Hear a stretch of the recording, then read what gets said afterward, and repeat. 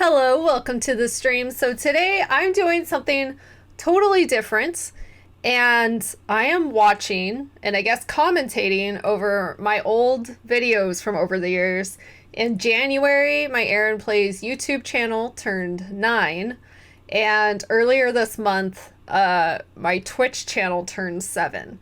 So I've been around a while now, and Mike put together a collection of some of my old YouTube videos. I don't know which ones he's chosen, so I'm a little scared.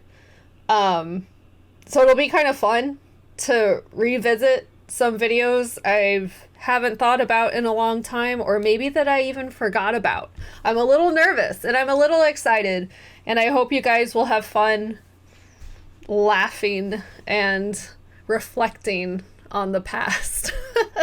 So first, this is my original intro I made.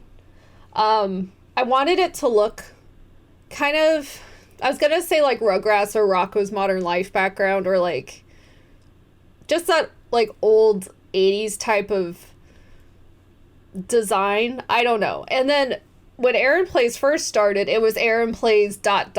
so that I would add the game title after. So anyway, this is my OG title screen. Here we go. Hey guys, so Hasbro recently announced that they're bringing back their Tiger handhelds, and I think I can speak for almost everyone who grew up with these things when I say, why? To be fair, if you walk into a Target or a Walmart, you see entire aisles dedicated to the little My Arcade machines and a lot of other retro-inspired stuff.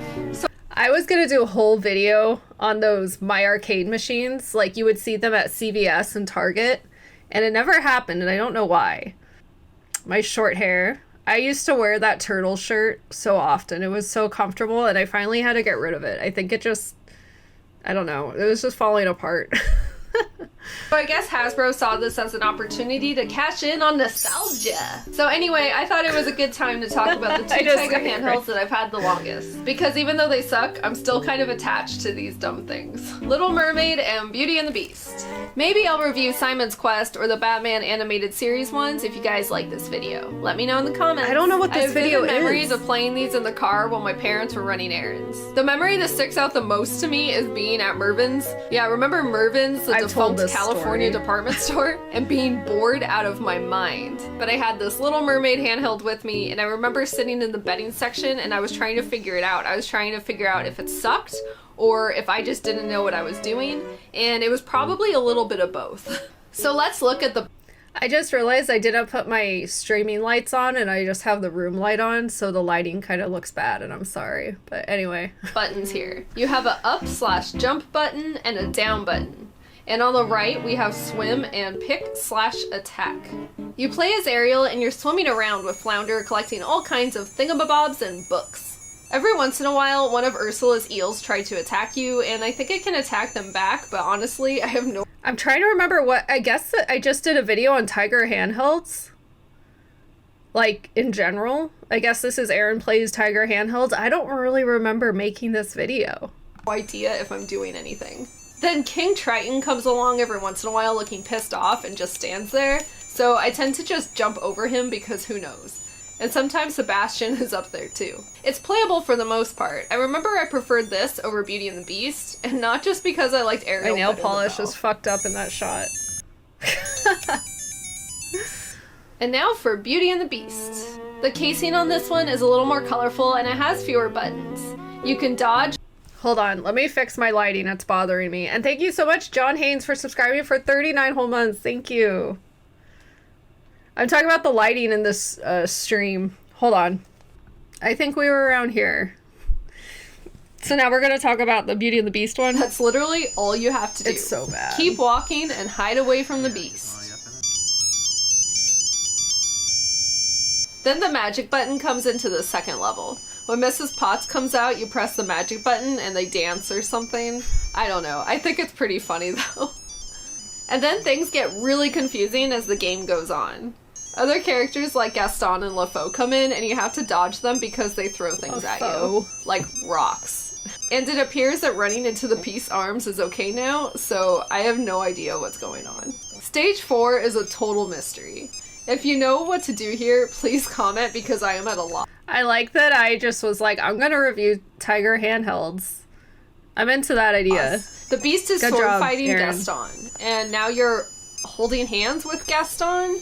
When did that happen? You can't dodge, and pressing magic does nothing. So I guess that's a mystery for now. So I hope you guys enjoyed this video. It was actually kind of fun trying to remember how to learn how to play these games. So if you guys want one on Simon's Quest or any of the other handhelds I have, that video was super please let me short know in the comments, and thank you so much for I feel like now, because of shorts, when you do a short video, people freak out and they go, was this supposed to be like a reel, or like, was this supposed to be a short? And it's like, no, it's just a short video. It doesn't mean it has to be in vertical, you know? Yeah, the game had stages. I don't know. It kind of, I mean, I don't know how much I'm willing to do this, but it kind of makes me want to try, like, I bought a Simon's Quest one, but I haven't actually tried it. Like, what do you do in that one? I guess there's a Symphony of the Night Tiger handheld that's really rare, and I looked it up on eBay, and it's very expensive, and it looks like you just, you know, you're just killing vampires over and over again. I think, I don't know. I want it. But I remember seeing it and going, oh my god, like, that's a lot for a Tiger handheld. And, like, it can't really... And I feel like people wouldn't care enough. So it wouldn't really, like... The views wouldn't justify the purchase, you know? Hey, Games and Movies. Never seen a Game Boy. Did you do one? Like, a Game Boy video? I've done videos on certain Game Boy games.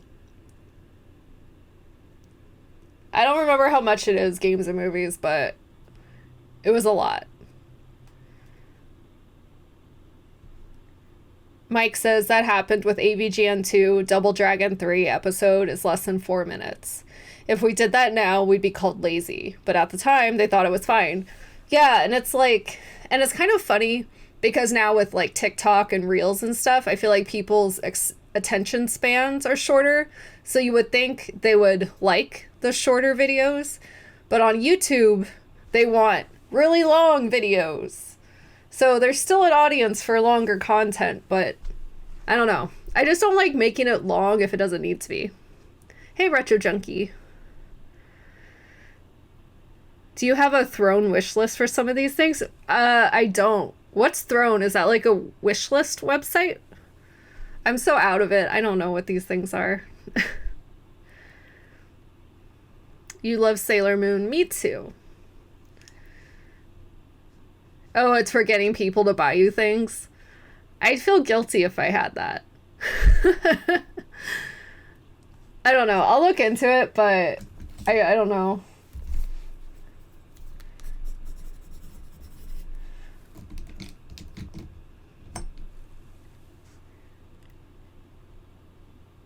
Anyway, all right. So, oh yeah, and this is my Sailor Moon.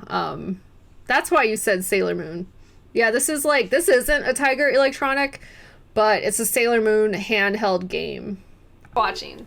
See you next time. Bye. Oh, I just show it. I didn't. I thought I did a video on that. I don't remember. And then this is when YouTube used to like... It used to be good to link other videos here.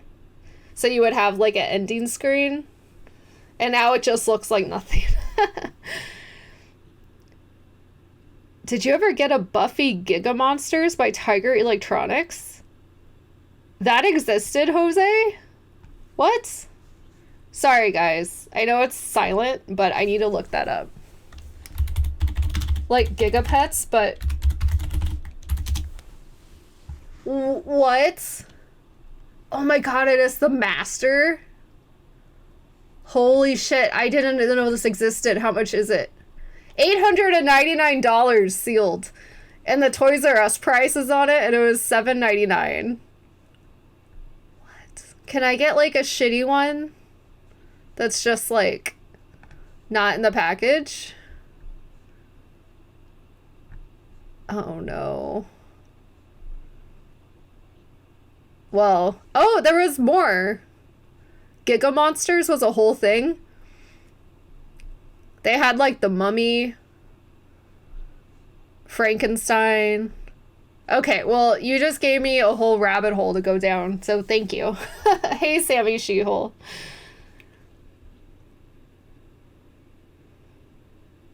Okay, so let's see what's coming up next. This intro, I should bring this intro back. Frostbite on the Atari 2600 is a well-received Activision game that I really like this video. I had a lot of fun making this video, and I have something funny to say in a second. even had its own patch. You play as Frostbite Bailey, and you need to jump from ice block to ice block in order to build your igloo. It's like Frogger mixed with Cubert, but icy. So grab your hoodies and your Choco Tacos because it's time to play Frostbite. I remember I did that, and it's supposed to be like a silly gag, right? I got multiple comments going, "Why are you wearing a coat? Is it cold in your room?" And it's like, Jesus Christ, it's a fucking joke. It's theming. I'm playing a game called Frostbite. Like, any imagination? Anyway. So the first thing I want to point out is that the temperature is rapidly dropping, and that's actually the time we have to build our igloo. And we're gonna build the igloo by hopping on all of these blocks. This game is really ice, fun. that is, and back. And we have to build it before the temperature hits 0 so we don't freeze to death and die. So as you Good probably edit, Erin. know, Activision came from Atari employees that quit Atari because they wanted a raise and Atari wouldn't give it to them. So Activision was born. Frostbite for the Atari 2600, designed by Steve Cartwright for Activision. And what's So you know how I did commercial streams? I did toys, I did a Halloween commercials one. I do want to do a video games one. And I was trying to decide if I should do like 80s video game commercials, 90s, 2000s, whatever. But I feel like I kind of want to mix it up because I feel like that would be more fun. You know, like hopping between the eras. I think that could be fun. Thank you so much, Retro Junkie, for watching 15 streams in a row. Thank you. And thank you, H Cruel, for watching 15 in a row. Thank you guys so much. Do more Atari videos.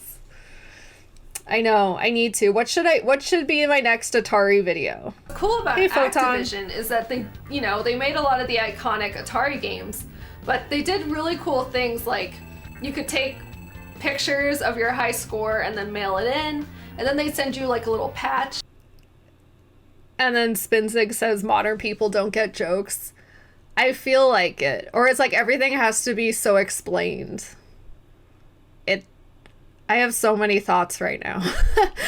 Thank you, Breakpoint, for subscribing for 55 whole months. Thank you.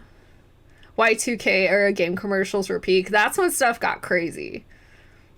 And now, this is unrelated to games, but it's Sony, that alien for the Sony Walkman. I think about him a lot. Those were good commercials. I miss that alien. I know games like Stampede, Kaboom, Barnstormer, Pitfall, and of course, this game were games where you could get a patch for them. And sometimes they would send you a letter. Just cool things like that to make it seem like they really cared, and it was just a fun little community. Ooh, now there's fish. Okay, so if I remember correctly, the fish are good. So unlike the birds, they don't hurt you. I wanted one of those patches too. Whoa. Well, when I learned about them, because I wasn't around when they were a thing, I don't think. Oh my god, okay, so we're rapidly running out of time. See? Good fish. Thanks for hanging out, big time gamer. Oh shoot. Oh no, 6 seconds. Yeah, we're gonna freeze to death. I'm sorry, Frostbite Bailey. No. See him? He gets all blue. It's sad. And he's flailing his arms. Kind of like the guy in Firefighter on Atari. Yeah. You're right, Erin.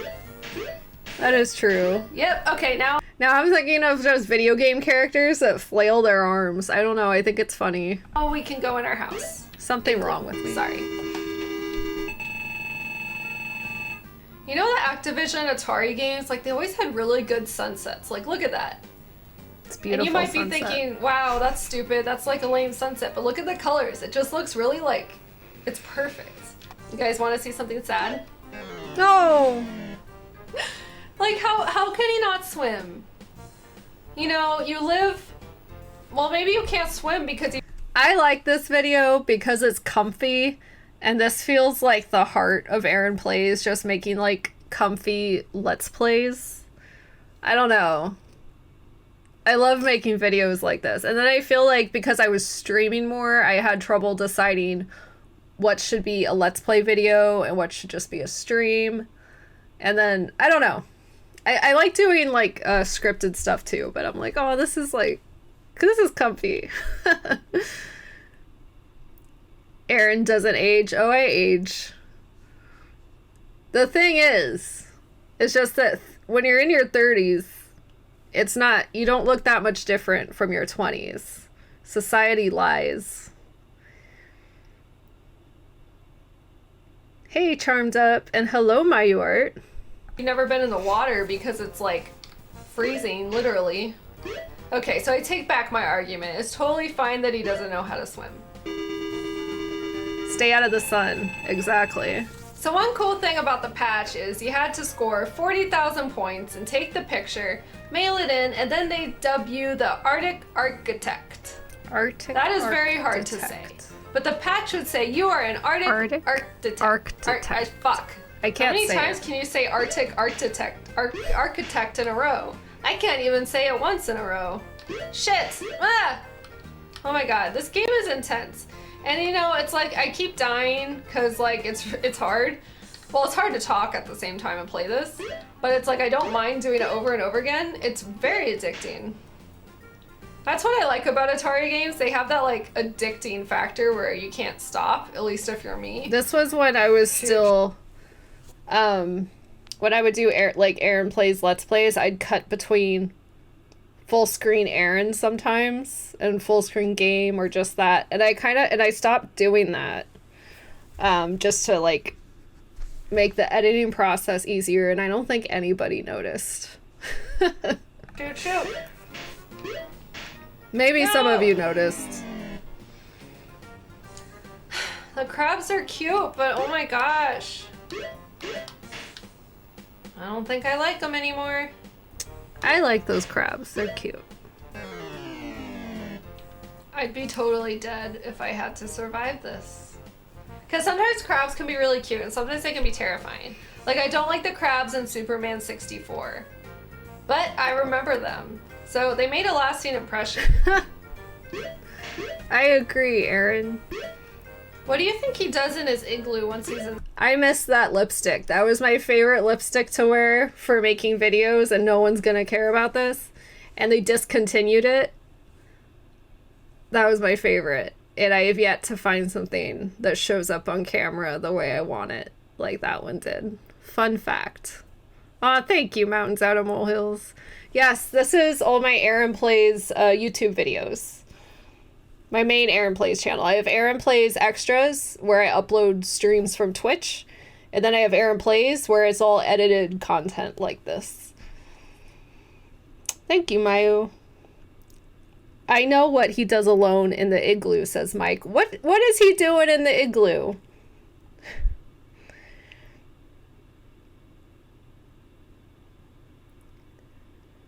You know, you can use the fire button to change the direction of the ice floe you're standing on. Oh my gosh. I don't remember that. Do you think he has I haven't played any Atari in a long time. He must not, because we're like building it right now. So I guess he just stands in there. Making ice pops in the igloo? Oh, okay. What if there was a hack of this game, but you were like Frozen characters from the Disney movie, like you're Elsa trying to build an igloo? I would play that. I'd probably be the only person to play it, but I mean, I think it's a good idea. Hell yeah. Okay, we're making progress. Oh my god, it's a bear. Oh my god, and Pac-Man? Oh my god, everything's after us. It's a clam. No! Oh my god. See, I want to pause it because I feel like when I did a test recording, I could talk over it, but you couldn't really hear me. But Jamie says, I scored 120,000 at this once. I knew pretty much all the ins and outs. That's awesome. Elsa 2600. That would be a good username. Am I a cold weather person? I used to think I was. And then when I moved to the East Coast, I was like, oh, it gets like really cold. And sometimes that's nice because you can just like wear a coat and put all your shit in your coat. You don't have to bring a purse places. Like, that's kind of cool. But then also, sometimes it sucks. So I don't know if I would still say I'm a cold weather person. If it's in the 50s, I'm fine. So whatever that means. Yeah, that's a Matterhorn poster. Yeah. I don't right now, but pretty much through most of Erin Plays years, there's always been some type of Disneyland attraction poster behind me. And that was the Matterhorn one. Ah! We got away from the bear! That would suck. Like, you finally build your igloo, and then you get eaten alive. I wonder why the ice is black now. Man, it's game over, now I gotta get there again. Oh my god, I thought of a better hack than a Frozen Elsa hack. Oh no. A Chilly Willy hack. Chilly Willy, yeah, that's a good amazing. answer, Erin. You could be Chilly Willy, hopping from block to block, and then at the end, instead of building an igloo, you get a stack of pancakes. Nice. Nice. You like? I like. More butter? More butter? What are some other good icy characters? Ooh, the polar bear from Coca-Cola. See, that would be cool. Or the polar bear from Icy, from the Icy Machines.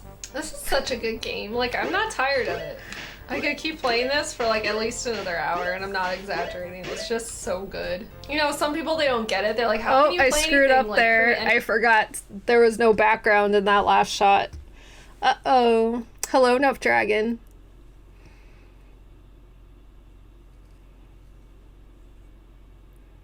Classic Coke bears. I used to love the Coca-Cola Christmas commercials when I was a kid because of those Coca-Cola bears. I have a sweater somewhere that has the Coca-Cola bears on them. But it's kind of obnoxious because it's supposed to be like a ugly Christmas sweater, so there's like pom-poms on the front, but... Oh, you can hear me when the video's going? As long as I talk into the mic? Okay, cool. Thanks, Mike. Because I don't want to like have to pause it for just random little comments. Yes, or whatever. And it's like, the games were good. You know, it's like you can't just focus on graphics. And they look good still. They aged better than a lot of, you know, Nintendo 64 games. This might be my highest score. Oh, look, it's flashing in there. Did the polar bear put dynamite in his house? Oh my god, what are we gonna do? Oh, come on, come on. Oh my god, bear, go away from me. Shit, shit, shit, shit, shit. What do I do? What do I do? Damn! No, I wanted to go in the dynamite house. Igloo, whatever. Or they're having a rave. All right, so that was Frostbite on Atari 2600. And then it just I totally ends. recommend this game. I think it's one of the best Atari games out there. It's just so easy to get sucked into it, and you just want to keep on playing. Would you like to see me play more of these icy games? Or would you rather see hell freeze over? Let me know in the comments. Thanks for watching. Oh my god. I want that spark back. Oh, I was so good at cheesing it up.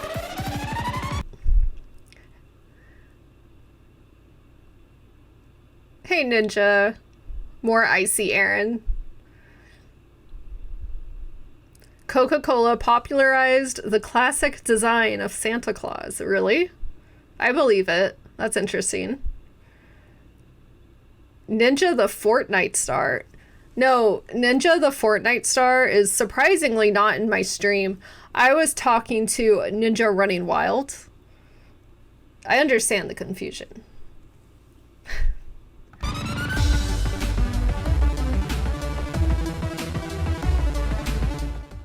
I'm sure it comes as no surprise that the Power Glove is notorious for looking cool, Is this but the barely being able to function. I wonder if this is my Power Glove video where I beat the bosses in Castlevania, or I fight them with the Power Glove. That was a fun video. Let me see if that was what this is. Well, I have never had one until now, and I want to put it to the ultimate test. Let's try to beat all the bosses in Castlevania with the Power Glove. Now to clarify, I will be playing the stages with a normal NES controller, but when it comes to the bosses, I'll be busting out the glove. When I first hooked it up though, I did run into some issues. Hold on, we have a very important question to cover in the chat. A certain shape asks Mike Matei Live, are you the dude from Angry Video Game Nerd? And Mike Matei Live says, Erin, answer him. Long story short, yes, that is him. Which isn't surprising. The lights on my sensor bar were not flickering, so it wasn't working. I decided to open it up just for the hell of it, and everything looked fine. Then after putting it back together, it luckily decided to work. Yay. I guess it just needed to be jiggled around a bit.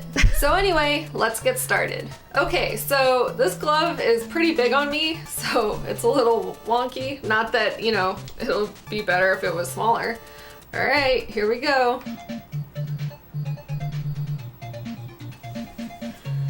Bam, yeah. Oh, jump, jump, jump, jump, jump. Fuck you. Oh my god. I just want to hit it once. Can I hit it once? It was so hard to play with this. There's your answer. God, I used my weapon.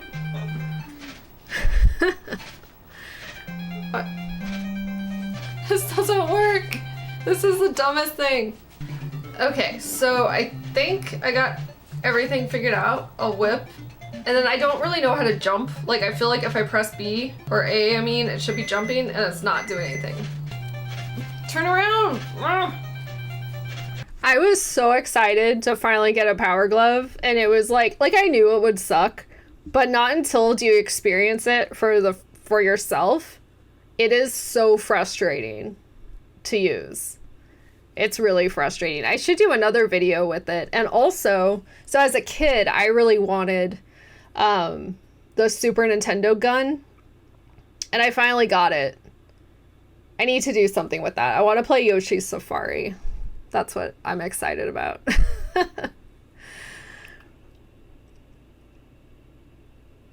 Mike's getting ready to take a bath with Ernie. You guessed it. Shit, I'm totally trapped. Oh no, I'm not. No, stop going down the stairs. I don't want to go up the stairs. Like, I can feel how frustrating this was. It's all coming back. God damn it.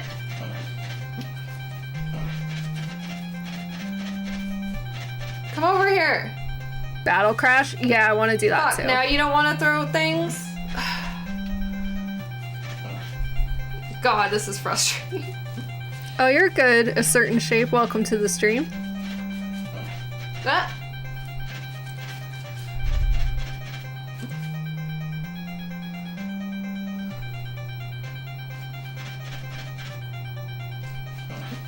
Yeah, my hair back then was more Two more hits and he would have been done for. Than copper. Let's try it again. And then I had pink, so but I put pink in it again. What but you can't really see it. Makes you use a weapon and what makes you just whip? I have no idea.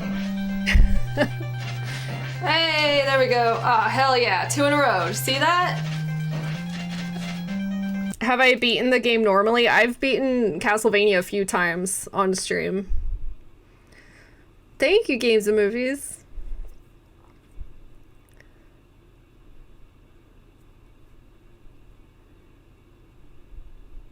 Yeah, I couldn't think. Super Scope. That's the name of the Super Nintendo light gun. My brain just blanked. But yes, the Super Scope.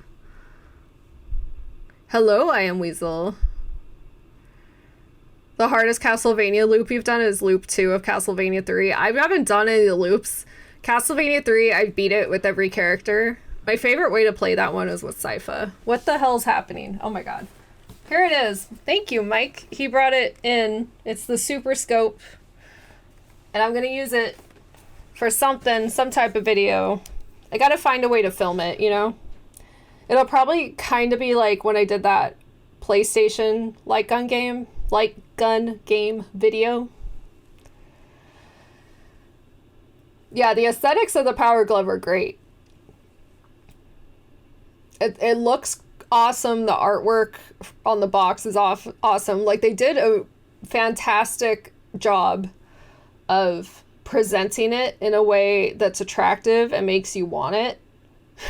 The marketing was great.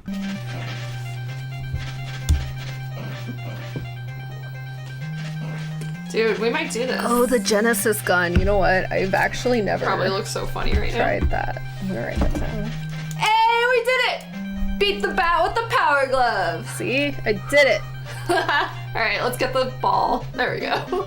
I'm sorry, orb. Yeah, now we're playing with power. Okay. Oh god, I forgot about the snakes. Why's it gotta be snakes? Go that way. Hey! This one wasn't too bad because Dude, I was using we're gonna the do this stopper. fast. Nice! Yeah. Another one down. Hell yeah. So Go what get it. I did for this video, I That like is so- played the level with a normal controller, and then when I got to a boss, I switched to the power glove.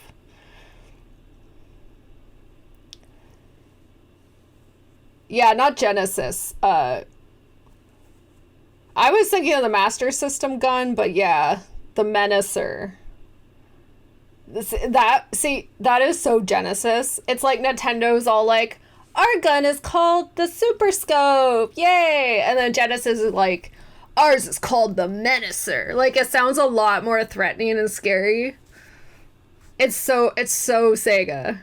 Like, it's so funny. Like, the Nintendo Sega, it's like they both have such a strong, well, they used to both have such a strong sense of identity where it's like edgy, family friendly, you know? It was fun.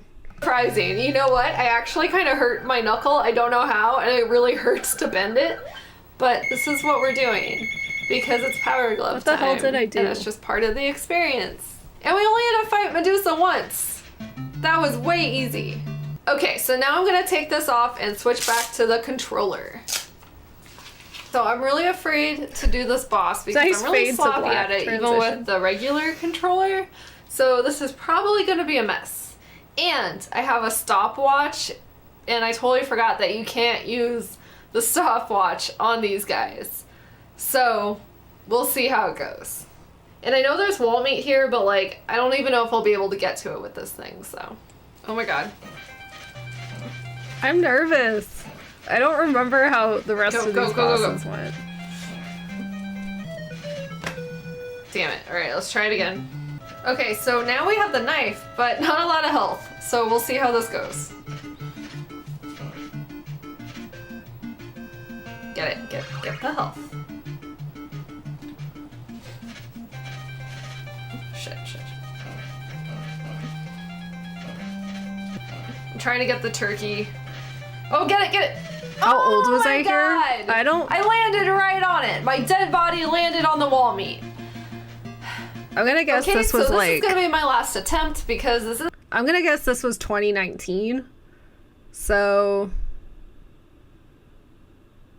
I think I was 31 or 32. 31. Isn't about beating them, it's just trying to beat them. I mean, I have a little more health than last time, and now I have the knife. So, we'll see how it goes. Oh, this isn't gonna go well. I can't...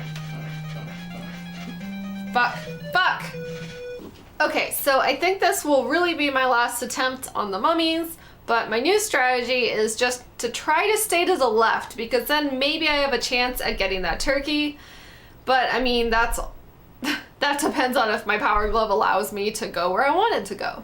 I started YouTube in 2017. Turkey. Oh my god. I'm gonna get destroyed. Oh god, what do I do? Do I go this way? I'm gonna die. Damn! I totally thought maybe I had it. Fuck, that one's really hard with the power I missed glove. those glasses. Now we're on Frankenstein, and holy were water good is great glasses. to have because it stun locks him. But the trick will be getting to that spot with the power glove. So this looks like a good scenario, but let's see how it will actually play out. Jump up, asshole, jump up. There we go. Let's see. Jump up. Jump up. How do I make you jump up? And then the hunchback's there. Oh my god, I forgot about him. Well, that went really fast. Oh, Go! this is stressing me out. Okay, I'm gonna try pressing the button. Nope. Oh, there we go. Gee, how did anybody use this? All right, they didn't. I'm stuck and I can't get out of this place. I'm just gonna, okay, there we go. There we go. Oh my god, oh my god. Oh, I thought maybe I was gonna do it there. Come on, come on, come on, Oh, come on. God. Turn around. Dude.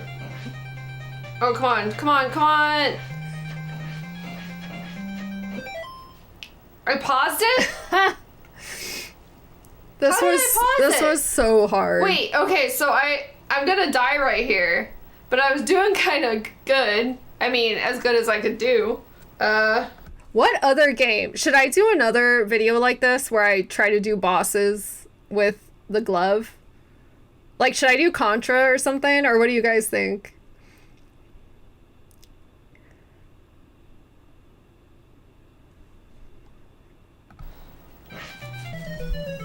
Well, alright, let's try it one more time. So, I didn't get here with that much health, but we gotta do what we gotta do. Okay, see, it sucks because I gotta dodge those fucking... It's like, not only do you have... Oh my god. So what I was saying is, not only do you have to dodge the fireballs, you also have to dodge the hunchback, and it's just too much going on for this guy right here. Okay, so now we're at the Grim Reaper. Now, normally, you know, people like to do the Oh my holy God, water how do I do trick this where one? you just kind of stun him really fast. But because accuracy doesn't work with the power glove, I figured, hey, maybe it'll be better. Oh, a video using the power glove for the Koopa Kids in Mario 3? Maybe. That could be fun. Bible buffet on power glove? Oh my god, that would be a nightmare actually. Like, that would... Going through those mazes and stuff.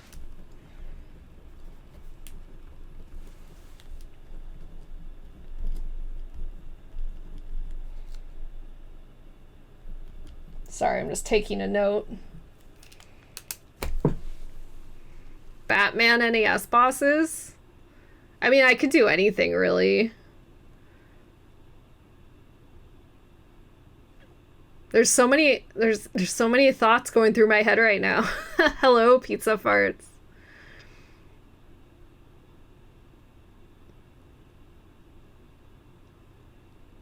Mega Man bosses? Oh my god. Super C. Like, that could be cool. Oh my god, NES Gauntlet with the power glove? God. Zelda 1 NES bosses? That could be doable, I think. Castlevania 3. I've done so many Castlevania 3 videos, but like, I'll do another one. To use the cross, boomerang, whatever you want to call it. So, let's see how this goes.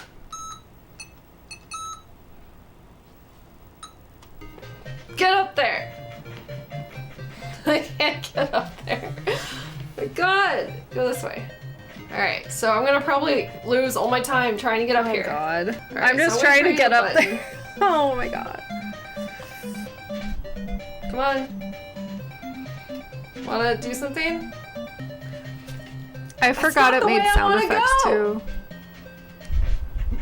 Oh my god, oh my god, oh my god, oh my god. Go that way. Go turn the other way, you asshole. Fuck! Okay, so now I have full health and triple shot. So things are looking good, but I kind of have the feeling we're not going to be able to do it with the Grim Reaper, but I mean, let's try it again. Oh my god, jump, jump. RC Pro Wish Am you with would the jump. power glove. Oh my god. It's enough of a Fucker. nightmare me playing that game traditionally. It's just like, it's useless. Like, you can't do it. I'm throwing in the towel with the Grim Reaper.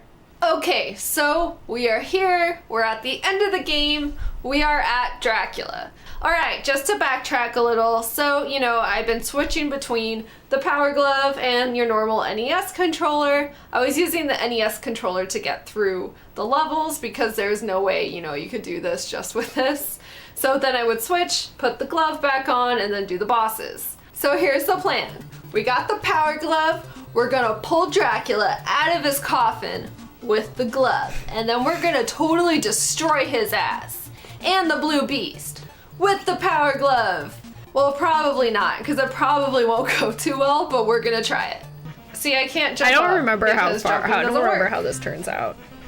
And there's probably somebody watching right now, you know, going like, you just do this to jump. It's like, okay, first of all, a lot of these power gloves are like faulty at this point in time. Not like they were ever too great, I guess, but so there's not really much I can do. Wait, see, this is problematic. What is this chat talking about? I don't have an ASMR channel. I'm sorry. If I did, I guess I would just like, I don't know, read a Castlevania 64 game guide, but like whispery. I could do that. At it, because I have to jump. Shit. Okay, so now we're fucked. Shit, okay, go! Oh my god, that was frustrating. So this is like, I forgot that you need to jump a lot with Dracula. And jumping is not the power glove's strong point. Yeah. So this might be kind of impossible, but I'm gonna try it again. Oh my god. Alright. Yeah, I'm just getting flashbacks now, trying to jump with the power glove, and that's, like I just said in the video, like that's a lot of the Dracula fight is jumping and dodging, you know, and it's just like, oh my god. Hello, hot TP. That's true. Mike does do ASMR with his mouth on stream, and it drives me crazy. Do more catalog streams with one of those ASMR mics, you know, the ones with the ears. Alright, so here is attempt number 2. Alright, let's see. Let's see how this goes. Whoa, I'm not even throwing anything. Go.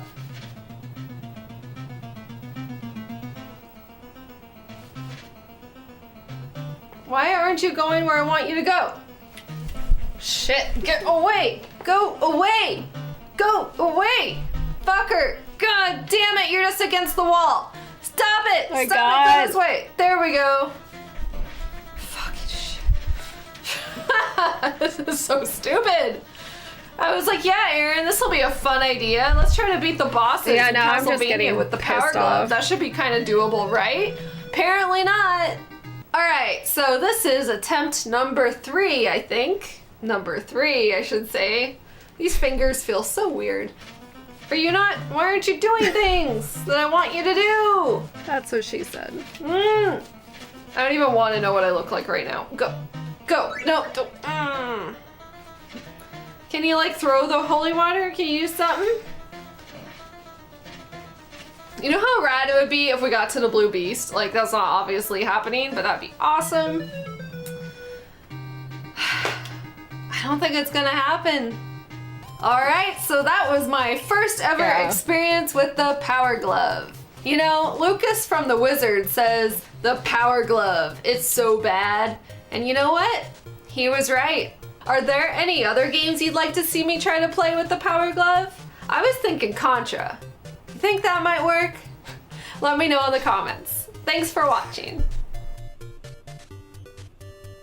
I miss, like, being able to, like, cheese it up and everything.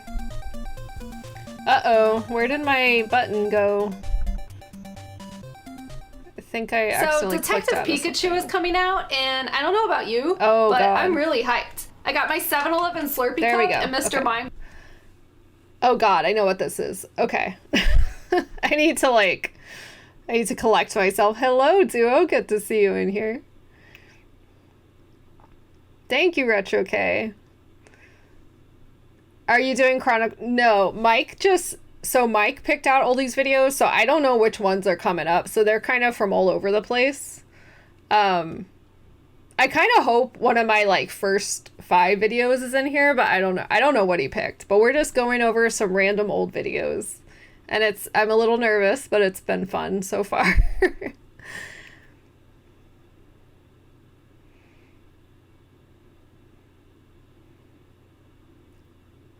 That would have been funny, Alraz. You hope the Felix the Cat video's in there? We'll see. I mean, I can do this again. We'll see. It's weird watching your own videos. Epcot? Oh my god, I did do an Epcot video. Or no, I did one about, like, Tomorrowland and stuff. Or I think just Disney in general. I think. Anyway. Okay, yeah. So this was around Detective Pikachu era. And I thought it would be kind of funny just to do a video about Pokemon that I think are stupid. And I'm not, like, a Pokemon expert. Like, I'm a very casual Pokemon fan. And I feel like a lot of people... Some people liked this video, but I don't think a lot of people liked this video.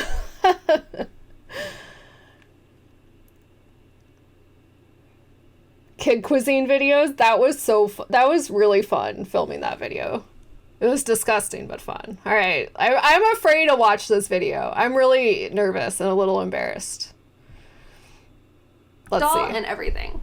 I'm so excited Mr. Mime is finally getting some love. So I thought now would be a good time to talk about a subject that's been on my mind for a while now. My favorite dumb Pokemon. Now, before I get going, I'd like to make it clear that I'm a casual Pokemon fan. So to clarify, this means that besides the original Game Boy game, I think I've only played like Pokemon Snap, Pokemon Pinball, and Let's Go Eevee. Basically, I now discover new Pokemon, you know, just through Pokemon Go or just randomly on the internet. And also, I think I was playing Pokemon Go again during this era.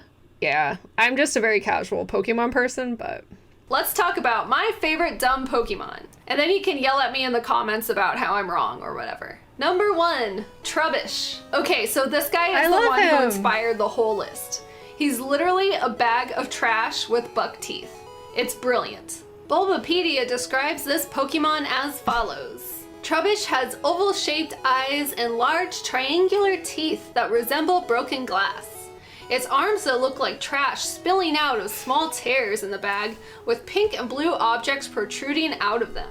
He evolves into Garbodor, which is an awesome name by the way, and he's over 6 feet tall. Oh my god. Could you imagine a giant heap of trash coming at you? Ah! Oh, and this should come as no surprise, but that was funny. And then I wanted to pause because Ninja Running Wild says it's hilarious how cheery you're being. See, when I do Erin Plays videos, I channel a different version of me where I'm very bubbly and peppy and like, yay.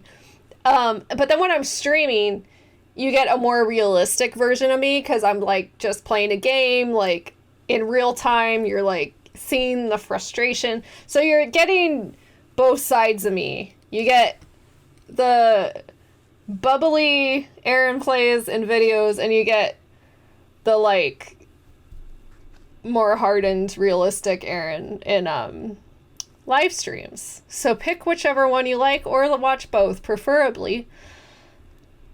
Mike says the internet breaks a person's soul after enough time. Look at my early streams compared to now. It's so true.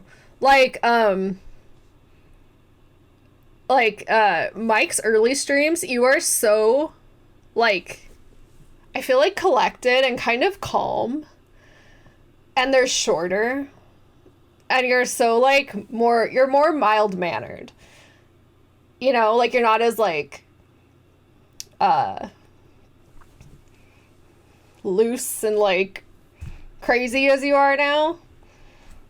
And it's funny when you watch like I was really reserved. I watched some of my very first streams and I was so reserved.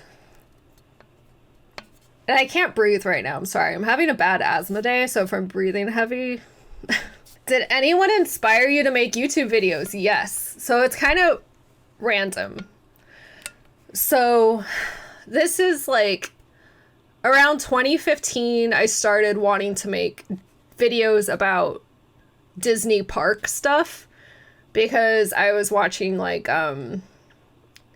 Dark Side of Disney, like the OG like Disney people like Adam the Woo, but I was watching I started watching Cinemassacre like 2007.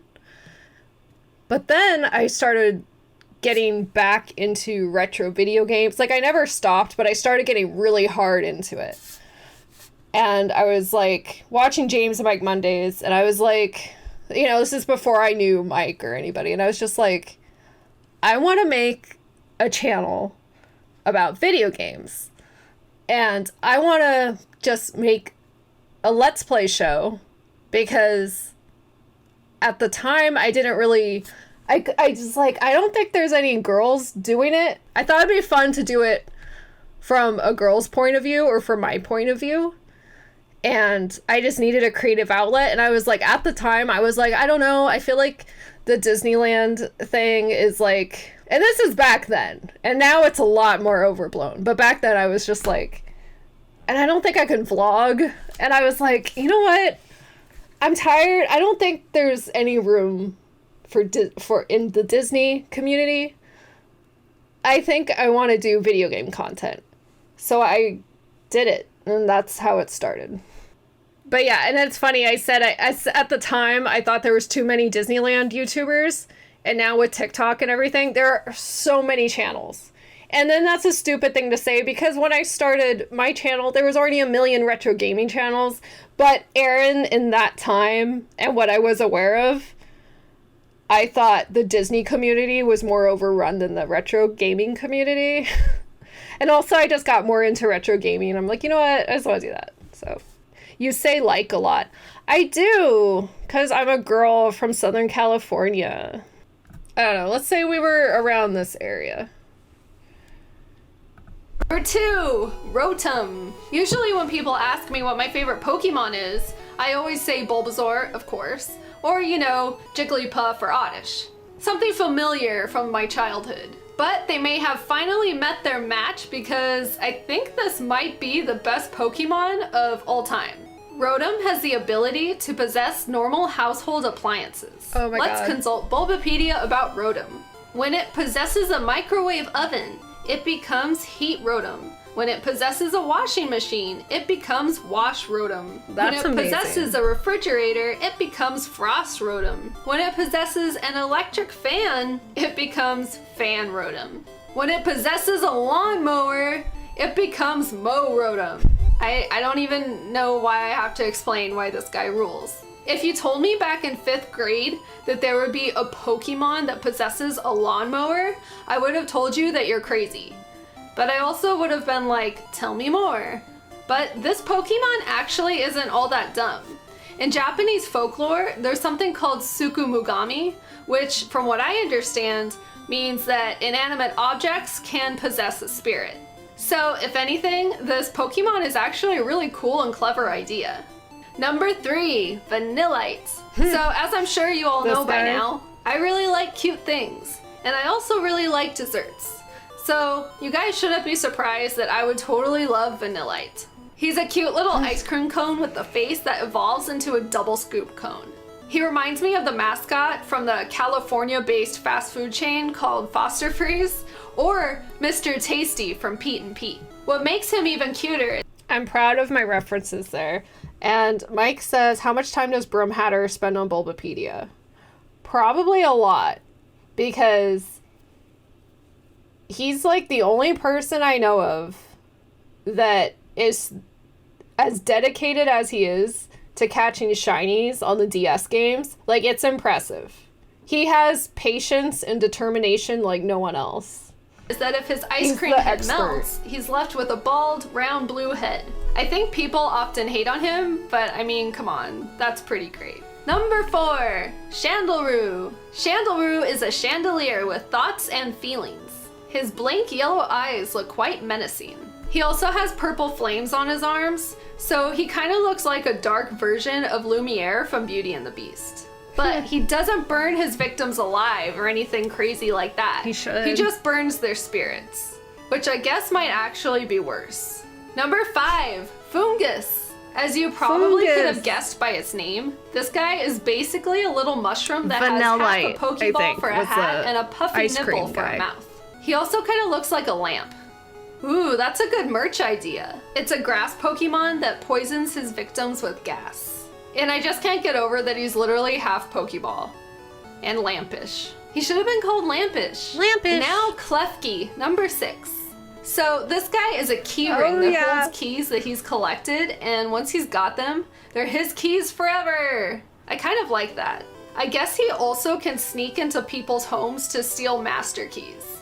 He's kind of like the Pokemon bad boy.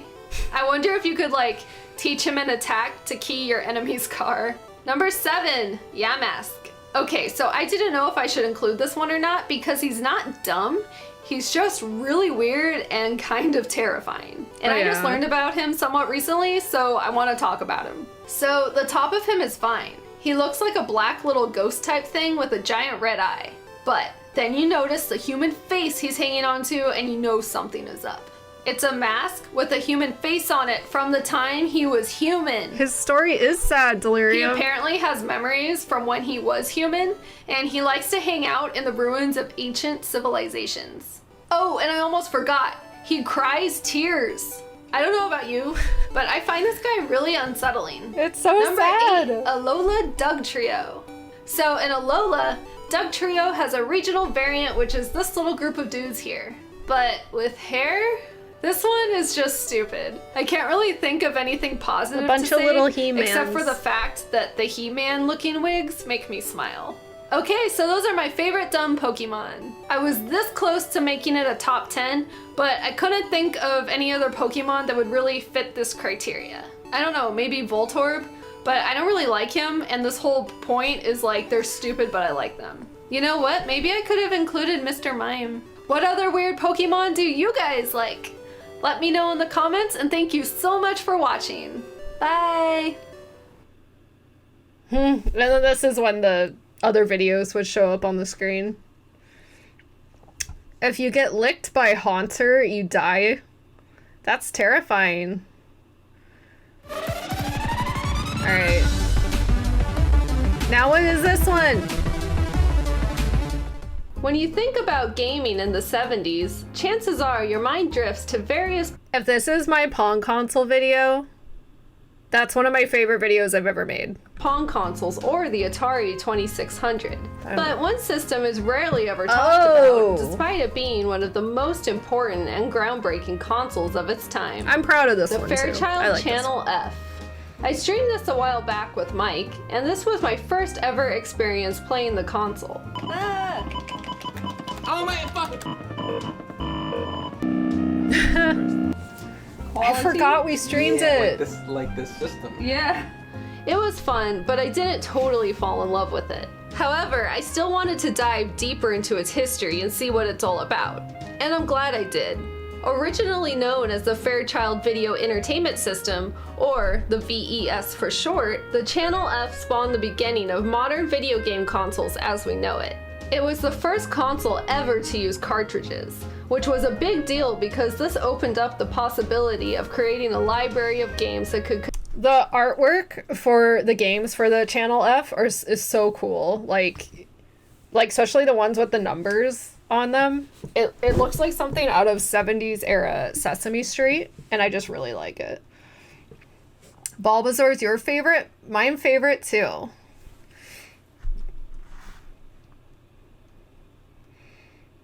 Yeah, this was in the US. This is old gaming. Continuously grow, which in turn could hypothetically extend the system's shelf life. It wasn't limited to the few games built onto the system, like the Pong consoles or Magnavox Odyssey. I kind of think of this system as a beefier Pong console in a sense. Yeah. Yes, it plays cartridge games, but it also has a Pong game built in, which is great, by the way. You can't go wrong with Pong. When it was released in 1976, it sold for $169.95, which is around $750 in today's money. That crazy. So, it wasn't a cheap system. It was also the first system to have a microprocessor and have detachable controllers. The controllers for this system are pretty remarkable. It's perfectly designed to fit in your hand, and it has an interesting triangle-shaped thingy on top that can move in 8 directions. This triangular thingamabob could twist, be pulled up, or pushed down. At first I had trouble getting used to it, but once I got it, I found it really comfortable. Apparently, the controllers were more popular than the system itself. They made a version that could work with the Commodore 64, the Amiga, and the Atari 2600. Yeah, is that crazy? This was called the Video Command Joystick. Damn, I love that color scheme and font. Although it paved the way for systems like the Atari 2600, it unfortunately got completely outshined by its competitors. Compared to the 2600, the Fairchild's graphics weren't as good, and it didn't have the amount of memorable games that the Atari had. Fairchild released a newer version of the console to try and distance themselves from Atari, but it didn't work out. The damage was done. It only had 26 games in its library, but that's really not a bad start for the first system to utilize cartridges, or, in Channel F speak, video carts. Video cart. Most of the carts played more than one game, and they retailed at the time for $19.95. It definitely served its purpose for offering a variety of games, and some weren't too bad. We only had a few, but my friend Paul was kind enough to let us borrow some of his collection so we can really see what these are all about. Oh my god, this one still has the Montgomery Ward sticker on it. Oh my god. First, I would like to point out the awesome 70s artwork that it had on the boxes and cartridges. And each cartridge was numbered so you could keep track of what you had. Apparently, the higher the number, the more the cart is worth. This is because fewer copies of the later video carts were produced. And also, check out the awesome yellow carts. Can you imagine if all the NES carts were yellow? At least the Famicom Disk System games were yellow. And now, let's take a look at some games. Video cart number 10 has maze games on it, and they all seem to feature mice for some reason. I think the one we played the most on this cartridge was called Jailbreak. This one is similar to Maze Craze, if anyone remembers that. You have a red square and a blue square that are controlled by each player. Whoever makes it to the end wins. I won! Good job. But it punishes us both. There are several different variations, and this one is actually pretty fun. Probably mostly due to the fact that you can just pick up and play it and not have to read through a ton of instructions. If I was a kid in This is making me want to explore more Pong consoles. Like, there's another one that I haven't done a video on yet. And then there was a really cool one, but it broke in shipping, and it was like it had like motorcycle bars, and I haven't really looked for it in a long time, but I want to find a replacement for it because I still want to do a video on that one. Epilepsy machine, basically. Fairchild was the Neo Geo of its day. Yeah, like it's kind of like it did so much, but it got like overshadowed by everything else. the 70s, I'd probably play this one a lot. Video cart number 13 has a game called Robot War, and it's represented by a little robot duder that looks suspiciously an awful lot like R2-D2. Was it possible that George Lucas was inspired by the Fairchild Channel F? Probably not. Yeah, the game came out a few months before Star Wars did, but I'm just messing around. In regards to the actual game, I honestly don't have much to say about it. It was hard to figure out and kind of annoying to control. On video cart number 17, I actually really liked Pinball Challenge, because of course I would. There's a breakaway game here that's similar to the Sears Telegames Pinball Breakaway system that I talked about last year. I love the Sears Telegames pinball stuff. And breakaway, you'd probably appreciate this one. But on The Pinball Breakaway console was like so good. And then Mike just messaged me because he's like, don't we have the Telstar? And I'm like, yes, I'm looking at it on my shelf right now. And I don't think I did a video on that one. Did I?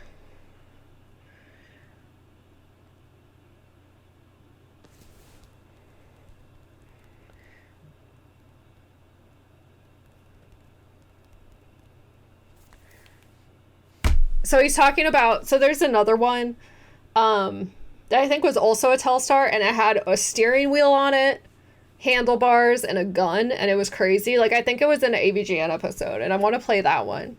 But there was another one I had that was just, it was only with handlebars, and that one broke, and I'm really sad. Yeah, there's a Telstar and Telstar Arcade. What do I have up here? Hold on. Yeah, I'm looking at the Telstar Alpha. So I'm looking at that box right now. And then I have other Pong consoles. I think they're in a bin. I don't know. This is like, here, I need to start a new page of notes.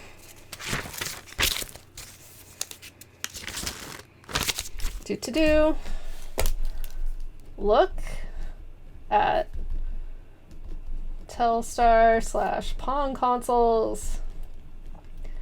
Like, I know that shit doesn't get a lot of views, but it makes my soul happy, so... Honestly, I'd rather play Breakout on Google Images. Hangman was surprisingly one of the best games I played for the system. It's a simple game, but it was executed wonderfully. I actually didn't want to stop playing this one, and it's even more fun when you're playing with a partner. Video cart number 21. Bowling. In bowling, the pins look like air hockey pucks, or Atari 2600 controllers. That's funny. Whichever you prefer. And once you get a hang of the controls and how to twist the knob to aim, this one is pretty fun. Next to Hangman, this was one of the most fun games I played on the system, and it was kind of hard to stop. Video cart 22, Slot Machine. So I know you can't really see the cover because it has this awesome Montgomery Ward sticker on it, but you get the idea. I don't know why I love Montgomery Ward's nostalgia so much. I think it's because it was like the first major department store that I remember going to as a kid, and I remember it closing. And like, it was like it was like a core memory, I guess, for me. And like, I don't know, I just get excited when I see stuff, the same Montgomery Wards. Hello, Edward. I remember you being overjoyed with the pinball console. It was so cool. I loved it so much. I still love it. I think I did a stream of it once, too. It was the first big department store to close near you, too. Yeah, it was... Because I'm like, that's where I played, like, a Nintendo 64 for the first time. 80s department stores were beautiful and well-maintained back then. They were an experience. It was so cool. Surprisingly enough, Slot Machine has probably some of the best graphics on the system. Yeah, this one looks really nice. The Slot Machine animation is pretty cute, and you can clearly make out the symbols. It makes me want to snuggle up with a glass of wine and play it continuously. Erin is gonna be hooked up to the oxygen tank playing Fairchild slot machines with cigarettes. Yup. Video cart number 26. Alien Invasion. Yeah, it's a blank box. Did I ever shop at Fedco? No, so, I didn't know about Fedco until not that long ago. I think I was just a little too young, and I guess my parents didn't really go there. Playable, and better than I thought it would be. The shapes of I have friends that are a few years older than me, and they have Fedco memories. And I guess there was one kind of close to where I grew up, so I'm like, maybe my parents went there, but I don't remember any of it. It sounds cool, though. It was kind of like Gemco. I've heard of Gemco. I don't know what Gemco is. Ninja Running Wild says, I found a price gun at Montgomery Ward's and hid it so I could price things with a discount. I was bad. Uh-oh.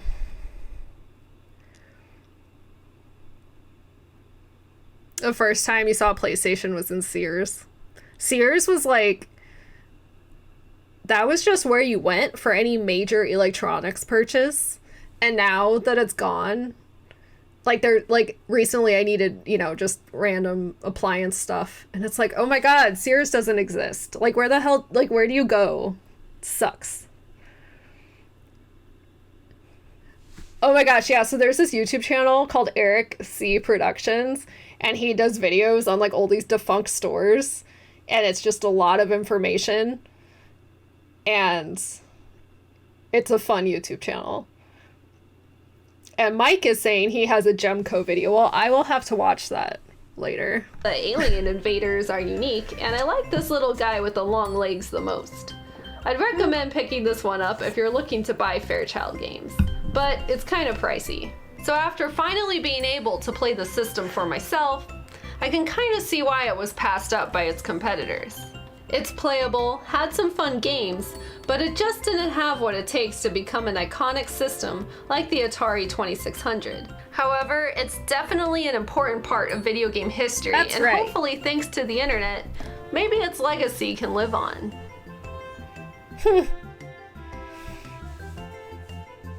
Yeah, now you have to go to Best Buy or Lowe's to buy electronics and appliances, I mean. Yes, Atari. Quite a while ago, Sears I did a video Telegames, all about the yes. He-Man game on Intellivision. I came out of that experience with a newfound interest in the He-Man franchise. Oh god. Okay, so this, I think, is my video where I talk about... This was before that He-Man game that was announced a few months ago. This is years old. And I just try to find any He-Man games I can. And so it's about He-Man games. And this is very appropriate since there's that movie coming out in a few months. It was a little before my time, so I didn't grow up with it. Since then, I've watched a lot of episodes of the cartoon series and the feature film about the origin of She-Ra, The Secret of the Sword. My favorite part was when the main bad guy, Hordak, turns himself into a rocket and then blasts himself through a ceiling. It's a good example of the bizarre surprises the show will throw at you constantly. It's a very goofy cartoon with weird animation, character design. That's cool you worked writing. at Circuit City. But it I does didn't have go a there very much. genuine, heartfelt aspect Ghostlight, to but it, I and most of the remember it. I characters really are liked extremely likable. how the building looked. The voice acting was delightful. they were and it also usually had a that great like red soundtrack, like a lot of battery cartoons of looking. the time did. So, where are all the He-Man video games then? There's been at least 11 of them from what I could find. Oh my gosh. So, you know how like sometimes you'll like write something or say something and it's like incorrect, but you don't really, it doesn't click at the time? So I have, sorry. I have a line in here where I say cartoons of the time, and for some reason on screen I show the Batman animated series, and I think I showed X-Men. I was showing like 90s cartoons, and I'm like, Erin, why didn't you show 80s stuff? Like Rainbow Bright or something. I don't know. And so every once in a while, I get a really angry comment from some guy about it. So, that's always fun. But just about all of them came and went without much of an impact on the gaming landscape. He-Man really hasn't found a proper vehicle in the video games the way the Ninja Turtles or Transformers eventually did. It's a bummer because He-Man is essentially just good guys battling bad guys using magic and technology. There's practically no artistic license required to make He-Man work as a video game. At least with franchises like Gem or Rainbow Bright, I can kinda understand why there weren't games made back then, even if there totally could have been, but He-Man should have been a no-brainer. Let's take a look at some of the He-Man games that were actually released and see if we can find. Everyone makes mistakes. You have done almost a decade of videos. God forbid there's a few errors. Yeah, it's like now I'm like, oh my god, why did I do that? But I guess I just blanked, and for some reason I'm like, oh yeah, I'm gonna put an image of Batman. I don't know. It made sense in my head at the time. I was probably very tired when I was editing this. Find any good ones. But I want to throw out a few honorable mentions before we begin. There was the Masters of the Universe LCD handheld made by Mattel. I don't own it, but I imagine that if I did, it probably wouldn't rank too highly anyway because it's similar to the Tiger Electronic games that usually aren't very good. I've been burned enough times to know better by this point.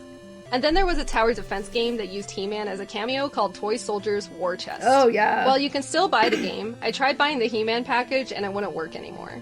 Plus, I just couldn't get into it at all, so I'm skipping that game. Anyway, let's get started already. Number 10. My least favorite on the list is Masters of the Universe: The Super Adventure from 1986. It was on Commodore 64 and the ZX Spectrum. There were 3 He-Man games released on these computers. This was just a text-based adventure. Oh, okay. So in one of my early videos, so I'm obviously American. I didn't grow up with a ZX Spectrum, and I have an American accent, so I pronounce the letter Z, like Z-E-E, not Z. And in one of my early videos, I say ZX Spectrum, because I never heard anyone say it out loud, and I would just see the name. And I had so many angry people saying, you pronounce it wrong. You don't know how to say the letter Z. And I'm like, fuck, sorry. And it's just funny. So, yeah. I guess accents aren't a thing to everybody. How do I feel about lavender? Like the color? I think it's fine. I don't know. I like that you're asking me about colors. We do sometimes talk about colors here because this chat gets very silly and we'll talk about literally anything. I think I like turquoise first. Is this stream related to an anniversary? I mean, I guess, kind of. I've been meaning to do a stream where I look back at old videos, and in January, it was the 9-year anniversary of my YouTube channel, and then earlier this month, it was the 7th anniversary of my Twitch channel. So, kind of. Oh, no. Hold on. There we go. Game. They didn't even bother to spell King Randor's name right. And look at Skeletor. He looks a little bit like Duskull from Pokemon. Yeah, he looks If you want to read a fine. He-Man I was story, too hard I on would that recommend sprite. the little He-Man comics that came with the toys instead. I imagine a text adventure enthusiast who is also into He-Man might get something out of Wait, this, I gotta pause but one more I time. just- Exactly. Sammy Shehole says, do people who say Z call Dragon Ball Z Dragon Ball Z? That's a good question. I don't know. But they probably don't.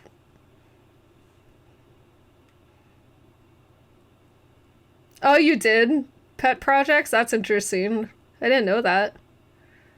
And if it was nice, then thank you for trying. Do I like Lola Bunny? I did like Lola Bunny as a kid, yes. Number 9, That's a He-Man, random Defender of Grayskull.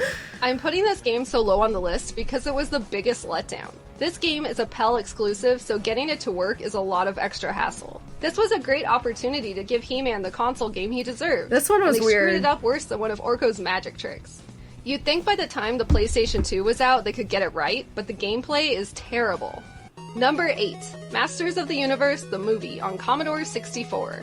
Unlike the Super Adventure, the movie-based game is at least playable. The biggest problem is that it's based off the live-action movie, which I haven't seen, but it was a huge flop. I'm guessing kids back then wanted a game based off the cartoon that they knew and loved. But since then, the He-Man movie, much like the Mario Brothers movie, has gained a cult fan base that really loves them for what it is. The game actually uses characters and scenes that look like they are right out of the movie, like the final battle with the Golden Skeletor. So you have to give it credit for staying true to the film. At least it appears that way to me. That's more than you can say for most NES game-to-movie adaptations. The gameplay itself is terrible, and the enemies respawn so fast it gives you no time to think. It reminds me of Superman on Atari 2600, because every time you move to the next screen, it's like you're in a completely different area. Oh, yeah. There is no continuity between screens, so it's pretty jarring. I really hate And the when overworld that makes happens. no sense. It needs a map. Number 7, He-Man Tappers of Grayskull on iOS and Android. This game was removed from the Oh my Android God. and iOS stores, so I had to use an Android emulator to play the game.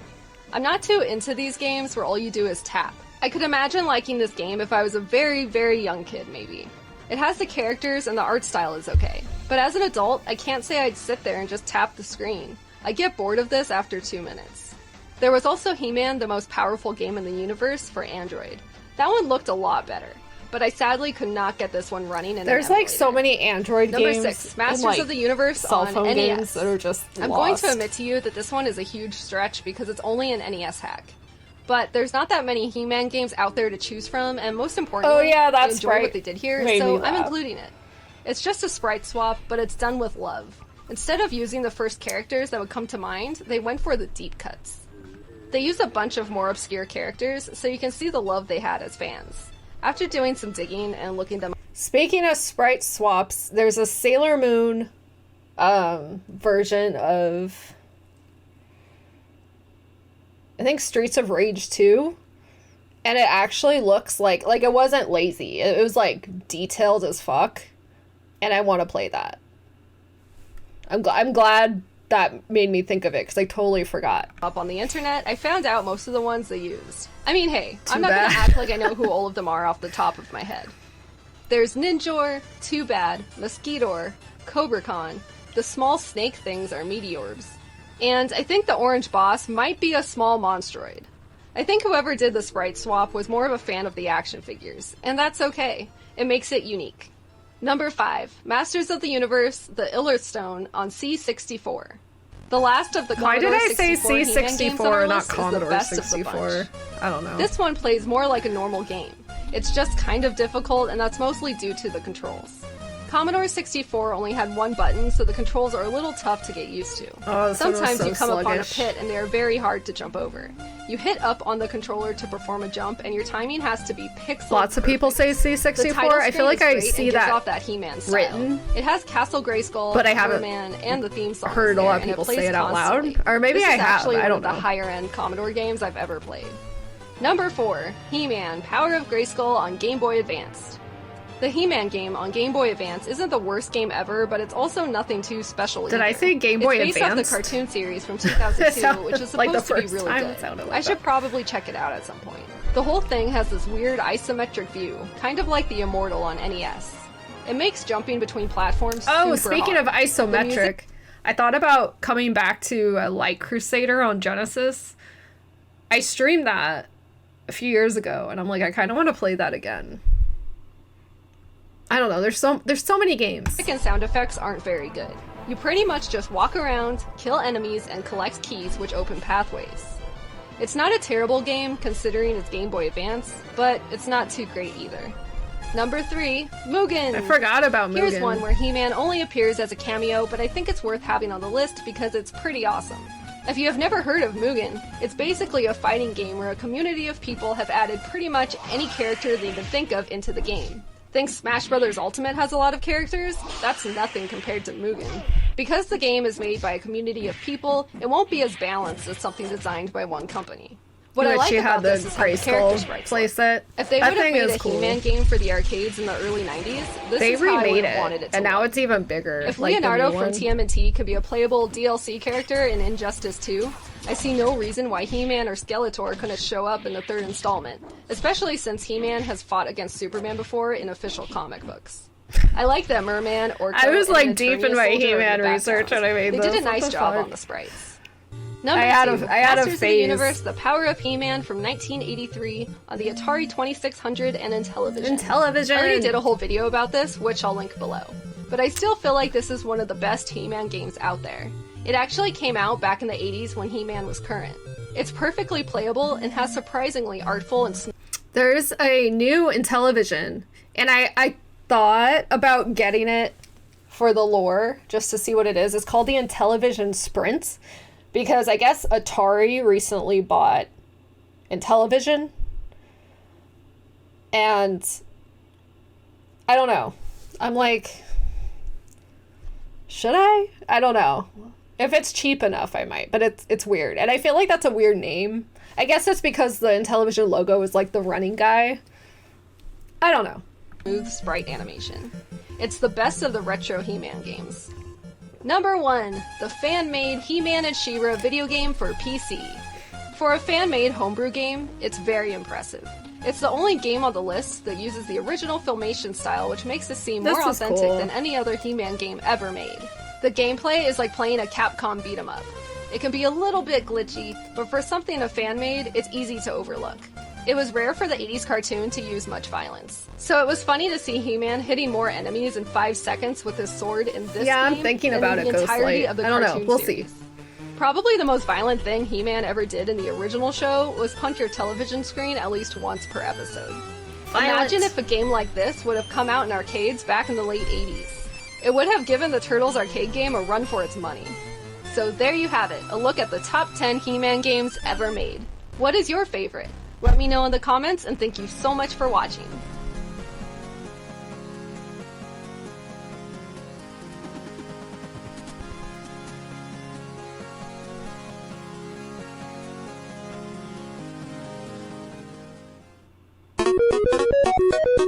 I've always been interested in hidden secrets inside old...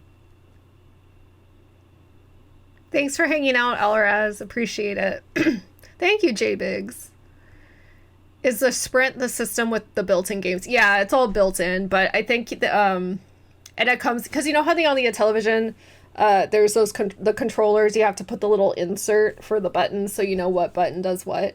It comes with all the inserts, so like that's kind of cool. But yeah, it's all built in. Is that fan game still available? Probably. I have no idea. That video, it's pretty old. It's probably at least 5 years old. Video games. When you stumble upon little secrets in games you never knew about, you get an extra burst of satisfaction. Especially when it comes to finding new things in games you've played through a bunch of times. So today, let's take a look at some of the best Easter eggs in retro games that I know about right now. Oh, this was fun.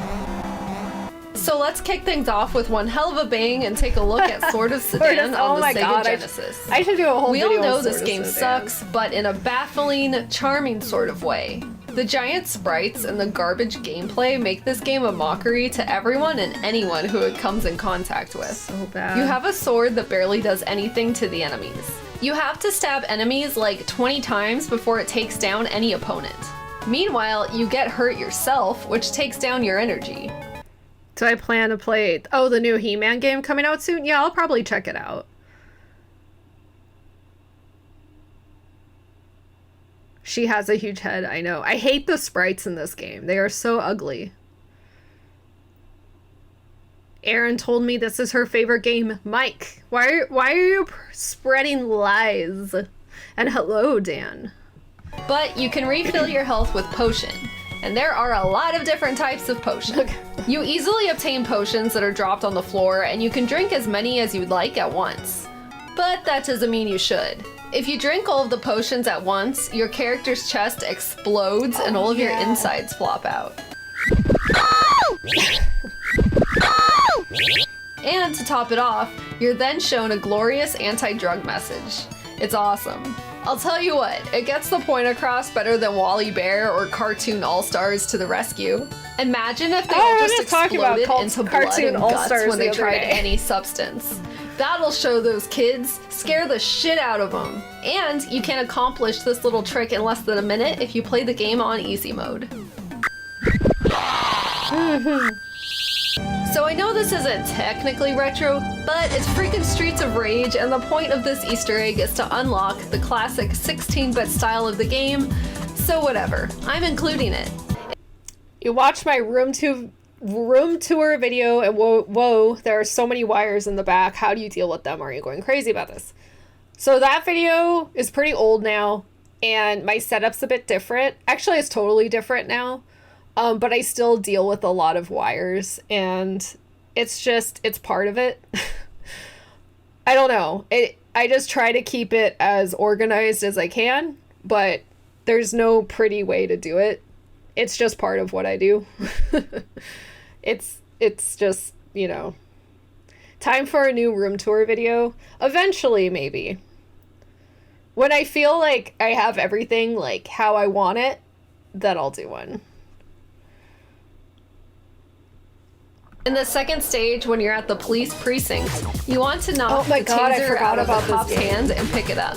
Once you have a hold of it, bring it to the little room in the background and smash it through the arcade machine like the super cool person that you are. Incoming guy telling you about cable ties. You're probably Once you do this, you're taken into a retro world where you play in a 16-bit inspired style for a while.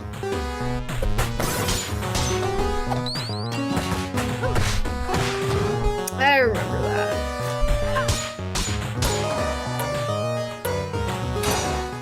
This next Easter egg is one a lot of you may already know about, but just in case you don't know it, you have to see this.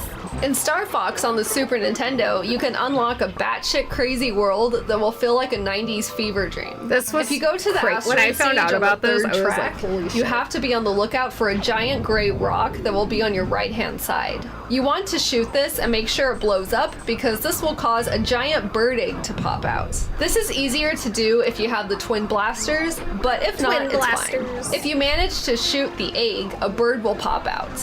A wonderfully polygonal bird. I love him. But don't shoot the bird. Just fly into it and it will take you to this other wacky dimension. Flying into the bird isn't easy to do, so don't get discouraged if it takes a few tries. I remember it took me a lot of tries.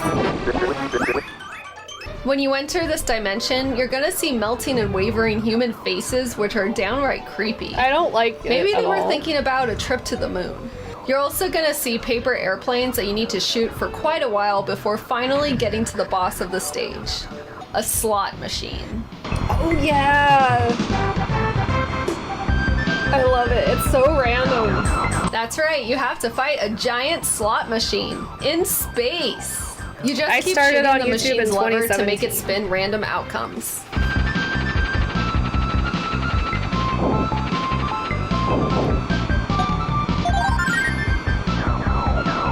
I also need to point out that the music in this stage is great and very appropriate, as it sounds like some circus-inspired trippy music.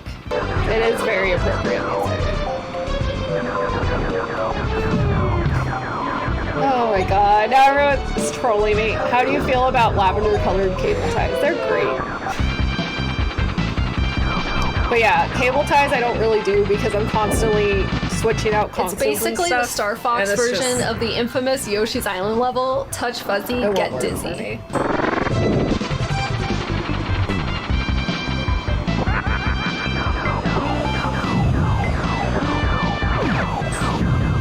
And speaking of Yoshi's Island, it's next on the list. In stage 3-8, called Naval Piranha's Castle, you can quickly beat this boss if you manage to get to him before Kamek does. Now, I personally think this is one of the most fun boss fights in the game, so I wouldn't want to skip this fight, but it's a fun little trick regardless. You're gonna want to slow down before getting to the boss because it's really easy to miss your opportunity. I like all the bosses mostly in Yoshi's Island, but it's a trick. The exact moment you see Naval Piranha, hit it with an egg fast. If you manage to do this before Kamek changes him into a super monster, then you can take out this boss with one hit. It's pretty nuts. Even Kamek himself is impressed and says, "Oh my!" At first I thought you could do this with any boss in the game, but it appears to only work with this guy. Isn't that weird? It's like just with this guy, it lets you do that. I wonder why.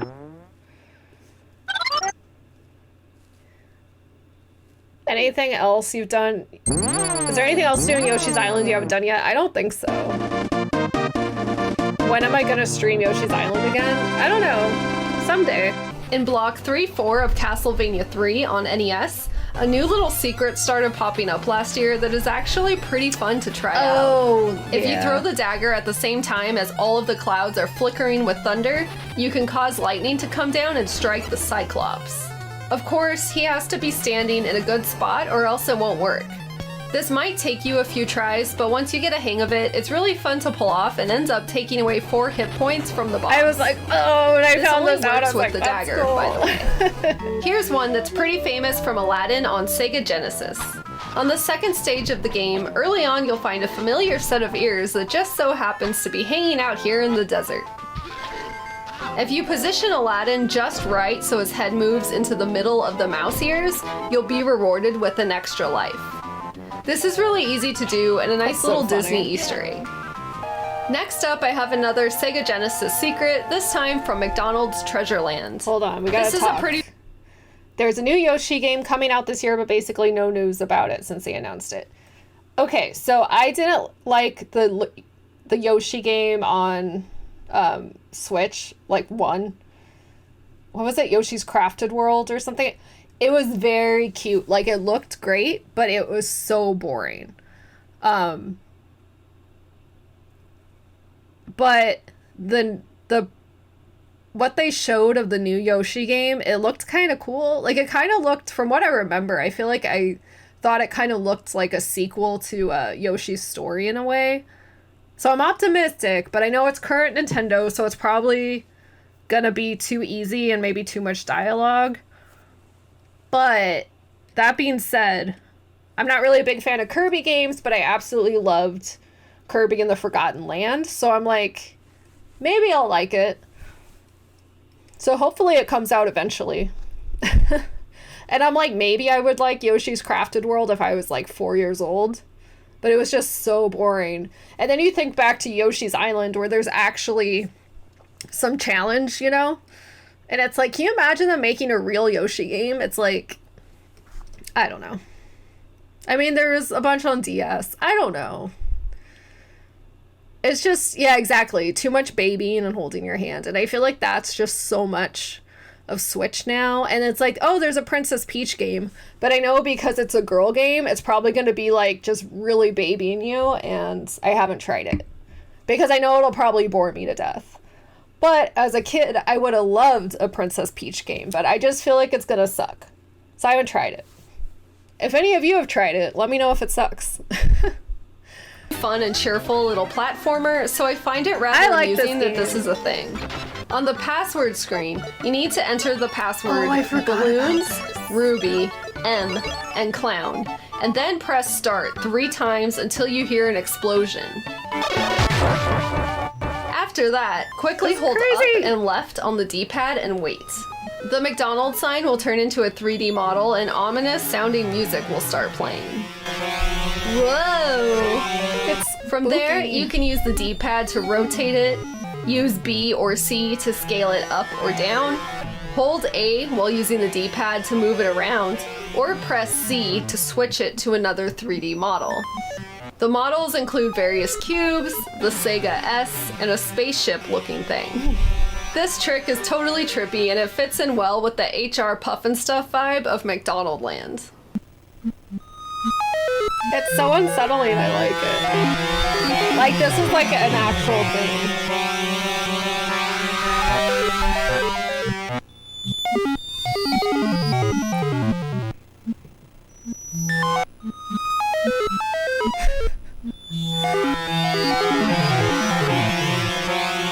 This is what you see as you die. In Cruisin' USA for the Grimace Game Boy Color game is good. Yeah, it looked good. I messed around with it a little bit, and I thought it was decent. I feel like, did I include any of that in a video? Or something. I thought I was going to capture footage of it for some reason, but maybe I didn't. I don't know. Inside Erin's brain. I mean, that's kind of inside my brain. Alright, oh god. Nintendo 64, there's a little Easter egg on the Iowa stage that's kind of weird. I remember trying to get about this 10 footage. Stages in, by the way, so you won't be able to automatically select the level unless you've played through some of the tracks already. When you get to Iowa, you drive along the road until you get to a cornfield. Right after the yellow road sign, you will see a woman standing there giving you the finger. It's funny, but also something that would have probably freaked me out if I just happened to stumble upon this back in the day.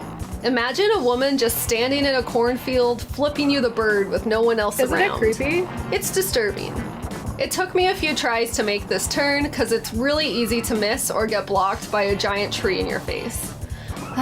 Good times. I think it's because it's like kind of realistic. You know? And that's it. I hope it's not like a stylized character. It like looks like a person. It's like somebody could have told me like a spooky story about it if I was in like 5th grade, and I probably would have been a little disturbed. You know what I mean?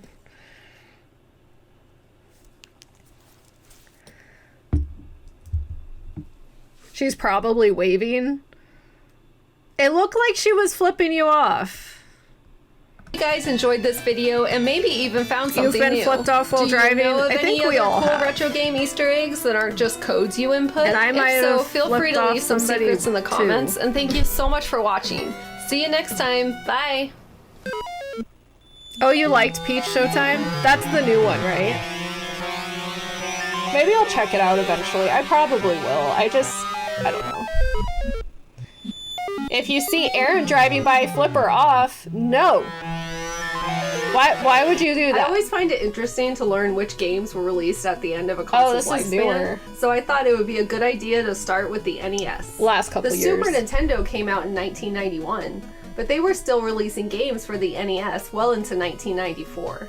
Now, just to be clear, we're only talking about the last NES games to be released in North America. So no PAL or Famicom games will be mentioned. Notice how I put that in text on the screen too? Because, you know, it gets tricky when you're talking about the last games ever released. It's like, okay, well, Japan had this, and then Brazil might have had this, and then, oh, well, so-and-so put out a game for the NES last year, and it's like, North America, only during its life cycle. That is a Stroke shirt, yes. I was wearing a Stroke shirt because they're one of my favorite bands. And and that's a Batman poster. Well, I know The Lion King on NES came out in 1994, but I'm not going to talk about it because it wasn't released in North America. There's also Sunday Fun Day from Wisdom Tree that was released in 1995. I hate that cover. But since that is unlicensed, I'm not talking about that either. I'm also aware that there have been re-releases over the years, like with Metal Storm I was and thinking of the Battletoads, other Batman. but I'm only talking... So yes, that's a Batman animated series poster. But I was thinking of the other Batman poster I had up, which I guess I don't have up at the time of this video. That was a poster for the original Sunsoft NES game. I like that poster better, but it doesn't really show up on camera as good. Voids is better, says Mike. I think the Voids is where the soul is at this point. Erin, indie sleazy. It's part of my bones, the indie sleaze era. I just accepted it. As I've gotten older, I've just accepted it. I used to, like, be a little ashamed. But I'm like, I love it. It was fun. About games that were released during the console's lifespan. So Digging all that the being orange said, jacket, let's thank talk you. about the last 5 NES games that are licensed that were released in North America. When Mario's I Time Machine started, was actually first released I would for the wear Super Nintendo in cardigans a lot, so I was really and I had this yellow cardigan, and it was great. I loved it, and I started being associated with my cardigans, and because I wore them a lot for the job I had at the time, and I loved that yellow cardigan, and it got a big hole in it when I was washing it. I didn't wash it correctly, and it tore in the washer, and I haven't found one like it since. It was a mustard yellow that was perfect. Still thinking about that cardigan. The mustard yellow cardigan is core Erin Plays lore. I'll have to find a new one. But then if I find a new one, it'll be like, your old cardigan was better. And it was just some cardigan from Target, but it was perfect. What are my top 5 favorite bands? I'll have to think about that, because that's a hard question. Let me watch this for a bit, because my throat's starting to hurt, and I hope I'm not getting sick. So let me give my voice a rest. We'll watch the video, and I'll try to think of an answer to my 5 favorite bands. 1993, but later in June 1994, it was released on the NES. It's an educational game from hell. The game's plot is that Bowser has created a time machine to steal historical artifacts to put in his museum. Fucking game. And it's up to you, Mario, to put them back in their proper time zones. But that's not enough. Bowser has also kidnapped Yoshi, but that doesn't come into play until the end of the game. The game was developed by Software Toolworks, who is most commonly known for their Mavis Beacon Teaches Typing Mavis series. Beacon! So this was not made by Nintendo, which quickly becomes obvious. The most interesting thing about this game is the fact that the sprites look a lot like the sprites from Super Mario World, despite it being an NES game. It's also weird seeing Yoshi like this. That's in an true, NES that game. is weird. After entering Bowser's museum, which features charming little portraits, you pick a door and go inside. This brings you into a version of the original Mario Bros. Arcade game. You hit Koopas until one gives you a random object that represents a period of time. For example, an apple to represent Isaac Newton's law of gravity, or the American Hold flag on, to I think I thought of my answer for 5 favorite bands. I don't know. Let's see. So obviously the Strokes and the Voids, Interpol, Jimmy Eat World. Who's number... See, I go through phases. Like last year, I listened to a lot of 9 Inch Nails. Are they in my top 5? I don't know. I think Weezer would probably be... Weezer is such a touchy subject for me. I'm gonna say Weezer. Weezer will always be my number 1, probably, because the first 3 albums are, like, in my soul. So yeah, let's say Weezer, The Strokes, Interpol, The Voids, and Jimmy Eat World. And there's a bunch of other ones I like, too. You liked Mario is Missing on Super Nintendo? I remember looking at that. So at the grocery store, you could rent videos and you could also rent games. And I remember looking at the Mario Time Machine. Or no, Mario is Missing on the Super Nintendo. Yeah, that... Was it that one? Whatever one was on the Super Nintendo. Now I'm getting confused. But, I'm being like, what is this? Pinkerton and the Blue Album are some of my favorites. I can't decide, but I would say Pinkerton is probably my favorite. There's so many feelings. Am I going to the Jimmy Eat World Bleed American 25th anniversary show? I've gone to older anniversary shows over the years, and it makes me feel very old. I would like to. We'll see. Yeah, and then I forget. I was like half asleep when I saw the tour announcement, and who were the bands listed? I don't know. I'll look it up. I feel like Saves the Day was one. I was half asleep. I don't know. But anyway. Maybe. Present the moon landing. To pick up the items, you hit down on the D-pad.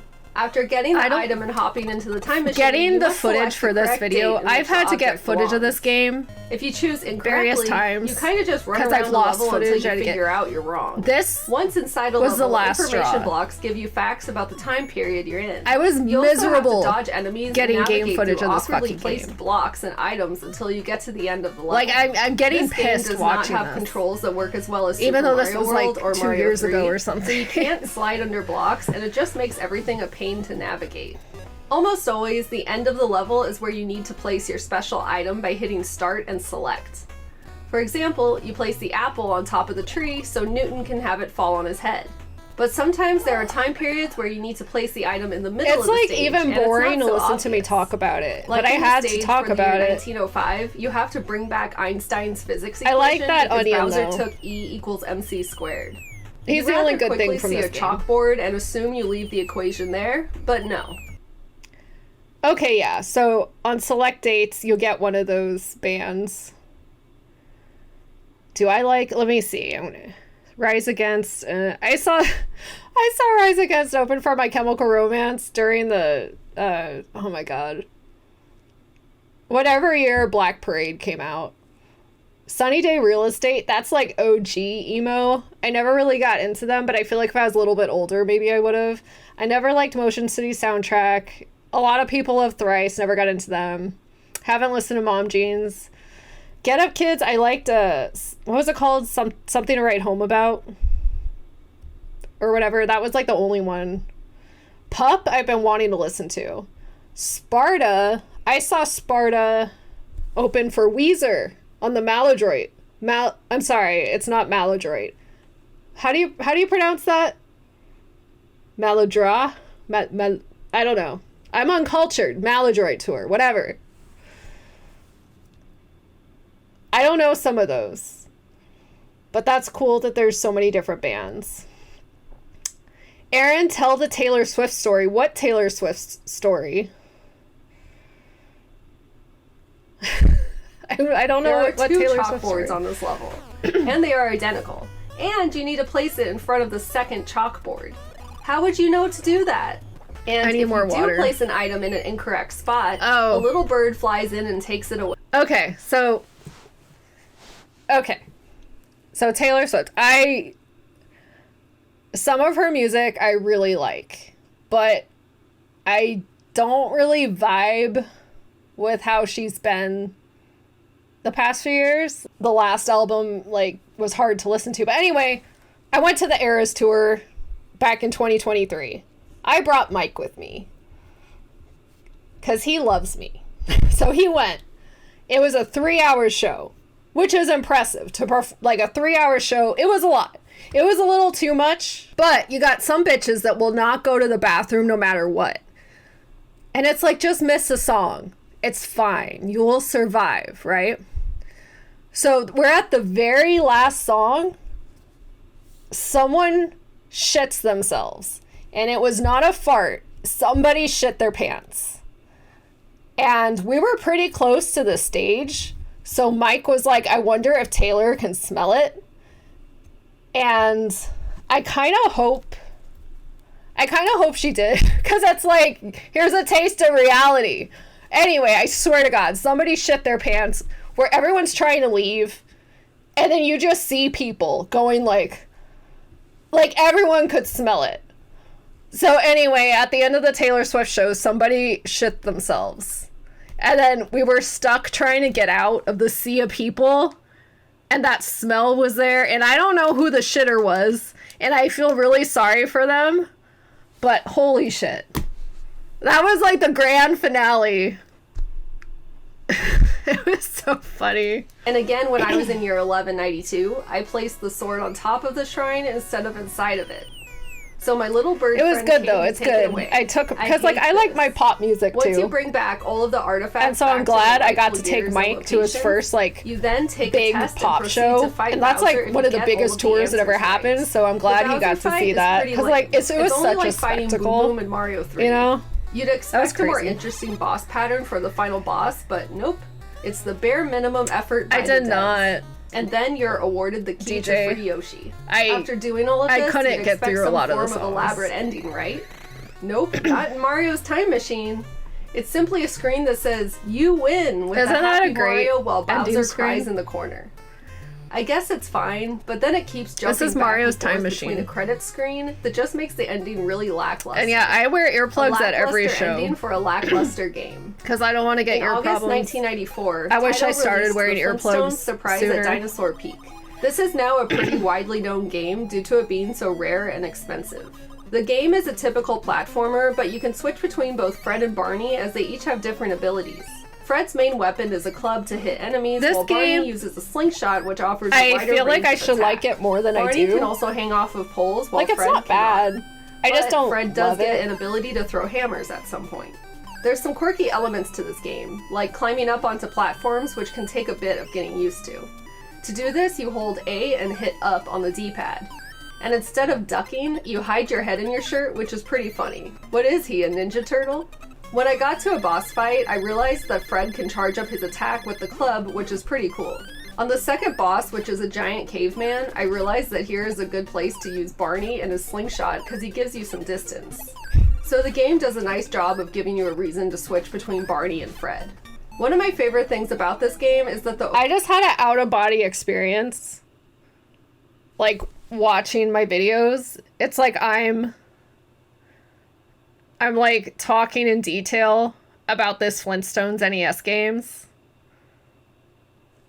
And it's like, what the fuck am I doing? But this is the shit I would watch. And I guess you guys too. But it's just funny.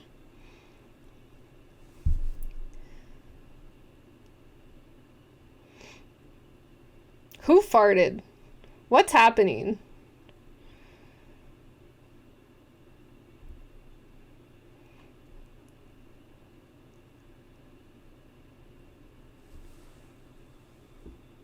Anyway, but yeah, overworld I map wear kind of reminds me of earplugs Mario 3 in a way.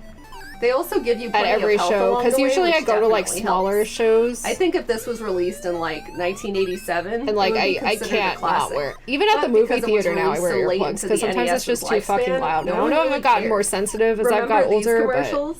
I always have earplugs with me everywhere. Trash, your pumpkin will be nothing but a squash. Oh yeah, These this were a one. line of PSAs from the late 80s to educate people about how important it is to wear your seatbelt. Well, they were so popular that eventually a toy line came about called the Incredible Crash Test Dummies. Oh, and then, one of last course, a thing video of the game was Taylor show. It was really popular on Twitter that night. In the middle of one of her songs, she's yelling at security. And like, because they're trying to kick a girl out, and she's like, "Stop! She wasn't doing anything." And like, she just, I don't know, and it became like a meme in the Taylor Swift fan community. And I was like, I was there. It was really funny.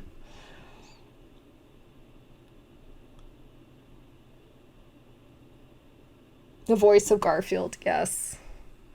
Is that weird? He was doing like a Crash Test Dummies commercial. Mike remembers. In 1993, the game was first released for the Super Nintendo. This and then in game August I of don't like 1994, either. it A was lot ported of these to the games I NES. don't like. This game is a fast-paced side-scroller that mostly consists of you avoiding Like, obstacles and bouncing see, with from videos platform like to this- platform. Hold on, First I stage have has you something to jumping say. over giant So this video is like the last NES games released in North America, right? And some of them just suck. So getting the footage for some of these really is not fun. And it's just like, it feels like a grind. But it's also kind of good because then it's like I did that NES stream where I was doing NES games A through Z, where I was playing a little bit of every single NES game. And it's like, yeah, but like in these situations, you like really have to play some of these games that you otherwise wouldn't play if you had free will. You know what I mean? So it's kind of good for me to be like, oh no, I have a solid opinion on this game I hate because I played it a decent amount. You know what I mean? Instead of like, oh, I played it for 5 minutes and hated it. It's like, no, I had to get footage of it. So I know for a fact I hate it. Hit thumbtacks, bouncing wheels. It's good for the process. And what I assume to be enemy dummies.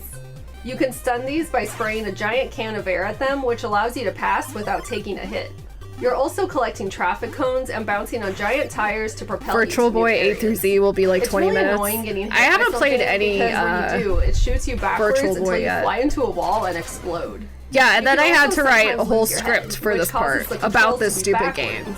So you press right to go left. But and someone vice has versa. to do it. I think if this happens, it lasts until you And that die. person so that is me. really sucks. This happened to me towards the end of the stage, and I accidentally fell, causing me to fall all the way back to the beginning of the stage. There's also items like a balloon that allows you to slow down enough to make platforming a bit easier. Overall, the controls aren't terrible, but slippery enough to drive you a bit insane. It's pretty slippery. The Jungle I Book think I was was a little released in forgiving August with of that. 1994 from Virgin Games. Ugh. It's a side I hate scroller where you're this one mostly too. just climbing trees and swinging from vine to vine while dodging angry animals. But I thought Mowgli was supposed to be friends with the animals. The goal of each stage is to collect all the gems. This would be better designed if there was a map, since it's easy to drive yourself crazy running around these levels. As for weapons, the game starts you off with a banana projectile that can shoot straight, upwards, and diagonally. Mountain in the chat Eventually, says you get Taylor other doesn't items, shit. like a Do you think boomerang Taylor and the ability to shits? throw 2 bananas at No. once. You can cycle Not at through all. these abilities by pressing select. The controls feel a bit slippery, since unless you're running the He whole looks time, you naked have to and walk slathered in very, peanut butter, very Mowgli. slowly, which drives me insane. The momentum-based running makes you Mike's have to done go that really before. slowly up hills. This makes the whole experience feel a bit sluggish and slow. I do like the first Sometimes Alien it can movie be better super than the annoying second. jumping Yeah. from vine to vine. You have to aim for the lower half of the vine when jumping, or else he won't grab onto it. Another thing that's really annoying is you can't grab an item unless you're standing on the same platform as the item itself, no matter how much you're totally touching it. But Yeah, for some that positives, pissed me the off. animation of Mowgli climbing the ropes is pretty good, and when you hit an enemy, they turn into grapes, which gives you health. So it's not like it's a one-hit death or anything. After completing It's like the the first sprites stage, look you get a good. Like, bonus this stage looks where you can visually collect fruit good. and items like time and boomerangs. It's just Because of the controls, not it's kind of hard to fun. jump around. Did I mention that the controls are bad yet? The second stage is more of the first, but this time there are elevators in the trees. The second I started this level though, I fell to my game plot. Child tries to find minerals in the jungle. Nothing questionable about that at all. death. It's basically Since what now you're the doing. ground beneath you crumbles in some places. Wonderful. But, much like the first stage, it's nothing but a bunch of leap of faith jumps. You'd be better off watching Tailspin if you need Jungle Book characters in your life. And finally, the last game developed by Nintendo for the NES was Wario's Woods. It's a puzzle game where you play as Toad. You might be thinking, but I thought this was a Wario game. Well, after a while, I Wario love that comes into Birdo frame in sprite. the top right. He adds more monsters to the screen, making things more difficult. He also appears in cutscenes, and you can fight him as a boss in Mode B. For some reason, he's dressed in purple like Waluigi instead of his familiar yellow outfit. Anyway, let's talk about gameplay. The goal is to have Toad clear out the monsters on each stage to progress to the next screen. There has to be at least 3 objects of the same color for an explosion to go off to clear a line. B picks up one, That's A right. picks up a It's the whole only stack. NES game with the A and ESRB down will rating. kick the bomb. Also, hitting Yeah, it's down like on it the has 2 D-pad drops important up milestones. under It's the Toad last and brings NES him game, to the top of the and stack. it's the There's last a bunch one. of It's the tactics first you'll one with the learn, like being ESRB able to rating. catch Is a that bomb weird? in the air and more. I mean, it's not weird. It makes sense, but It takes a bit of getting used to, for sure. Wario's but Woods if you is play very the game stressful. long enough, eventually it starts to feel it took me a natural. really long Toad time can to get walk the up hang the of side it. of the monsters, kind of like he's Spider-Man or something. And by doing this, he can grab monsters at various heights. As the game goes on, they start adding in more difficult enemy types, like monsters that have to be hit multiple times in order to be cleared off the screen. You collect gold, and if you get enough coins, you get an extra life. So if you wanted to 1 credit clear this game, you want a lot of coins to make it through Yoshi without or having Yoshi's to continue. cookie? I like Yoshi's If you clear cookie a bunch better. of monsters in a row, often a diamond will appear, which acts like a bomb, but will get you more points. And if you take too long... Oh, and then one more thing about this video, because, you know, it's like the last NES games, and it's like, I obviously mean during the console's lifespan, because there's obviously been NES games produced in the past few years. Like, we know. And then, so even after clarifying that, I still get comments like, oh, actually, this came out. It's like, it's not what I mean. Captain Toad Treasure Tracker. I never played that one. I know some people really like it, though. So, I don't know. I should probably try it out. Yeah, and then there was, like, the Genesis game, oh my god, what was it called? Xenocrisis. I mean, that came out on everything, but it also came out on an actual Genesis cartridge, which I thought was pretty cool. What would be a good idea for a stream? The Captain Toad. Captain Toad! Starts to come down from the top of the screen, making the workspace smaller, which makes the situation more intense to finish. What store was I at? There is also a mode B, which is similar to the I was at game, Burlington except Coat this has Factory the boss other day, perusing. I think this mode is a little more interesting. And there was a because blanket. It gives you something new to wait for. And it had nothing but eager to toads see what on the it. next boss And I've never encounter seen will be. anything like it, and I kind of This wish game I bought was it. also released on the It was Super just Toad, Nintendo. Toad, The Toad, SNES Toad, Toad. controller No has other more Mario buttons, characters. So some might find the controls slightly I should have easier bought with it, that game. because that was funny. But it's essentially I the wonder same if it's thing. still there. Out of all these later NES games, Wario's Woods far outshines everything else. I'll write down It's a Captain great puzzle Toad game, see and if I you like give it enough of a chance to learn the controls, you will have a fun time with it, especially Mode B. So those were the last 5 games released in North America for the Nintendo Entertainment See, I didn't really enjoy watching If this you were video interested in this topic, because I can it's do this still for other fresh consoles enough in in the my future. head, the editing of What it and final stuff. games on which systems do you want to hear about So it wasn't next? as fun. Let me know in the But comments, I like this and thank video. you so much for watching. See you It's next just time. when you're Bye. rewatching your own videos, it's like, I don't know. Hello, friends. This is the Oh! JVC Videosphere. I love the JVC Videosphere. This is something I've been wanting for a very long time, but I never thought I'd actually own one, so I'm very excited to share it with you guys. This CRT TV was designed by JVC Japan and was produced starting in 1970. This was during the golden age of space travel, which is probably why it looks like a space helmet. We landed on the moon in 1969 and fuck people was I were really doing? stoked on the future, and technology aesthetics reflected that. It was awesome. The television was actually in production until the 1980s, which is way longer than I expected. Yeah, that blew I thought my it was mind only learning produced that. for a few years. It also came in black, white, and orange. So as you can see, it's a sphere that sits on this little stand. It also comes with a chain handle thing so you can carry it, I guess. Or hang it from the ceiling, but considering how heavy it is, I don't know if I that's a didn't good like idea. doing that. That The scared me. controls are on top of the sphere. You can change the volume, It just feels like it would contrast, drop. brightness, and tuning. There was also an antenna, but mine popped off. That is so I guess sharp. that doesn't matter since all analog signals with antennas stopped years ago. I should put like So tape on this that. thing is black and white, but I want to play some NES games on it. As you can see, it's totally possible to hook up an original NES on here. Ooh, isn't it spacey and beautiful? I played several sci-fi themed games like Journey to Silius, Gradius, Galaga.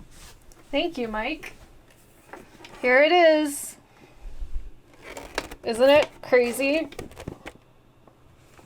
It's really heavy. Thank you. And a few others to get me in the right mood. Feels like you should be contacting Sauron with that thing. If you're wondering, this is how the sphere hooks up to an NES. I love That's right, you have to hook it when up with those annoying electronics little were fork red. thingies. Fork like keys. sometimes the electronics So it's would be actually red kind of in tough, this at era. least for me, to play some of these games on a black and white set. For Gradius, it's hard to see which items I have selected. This might work better with You the can Palm use it as a console, weight for but I workouts, wanted to show you that basically using like the a NES medicine on ball. the JVC Videosphere was totally possible.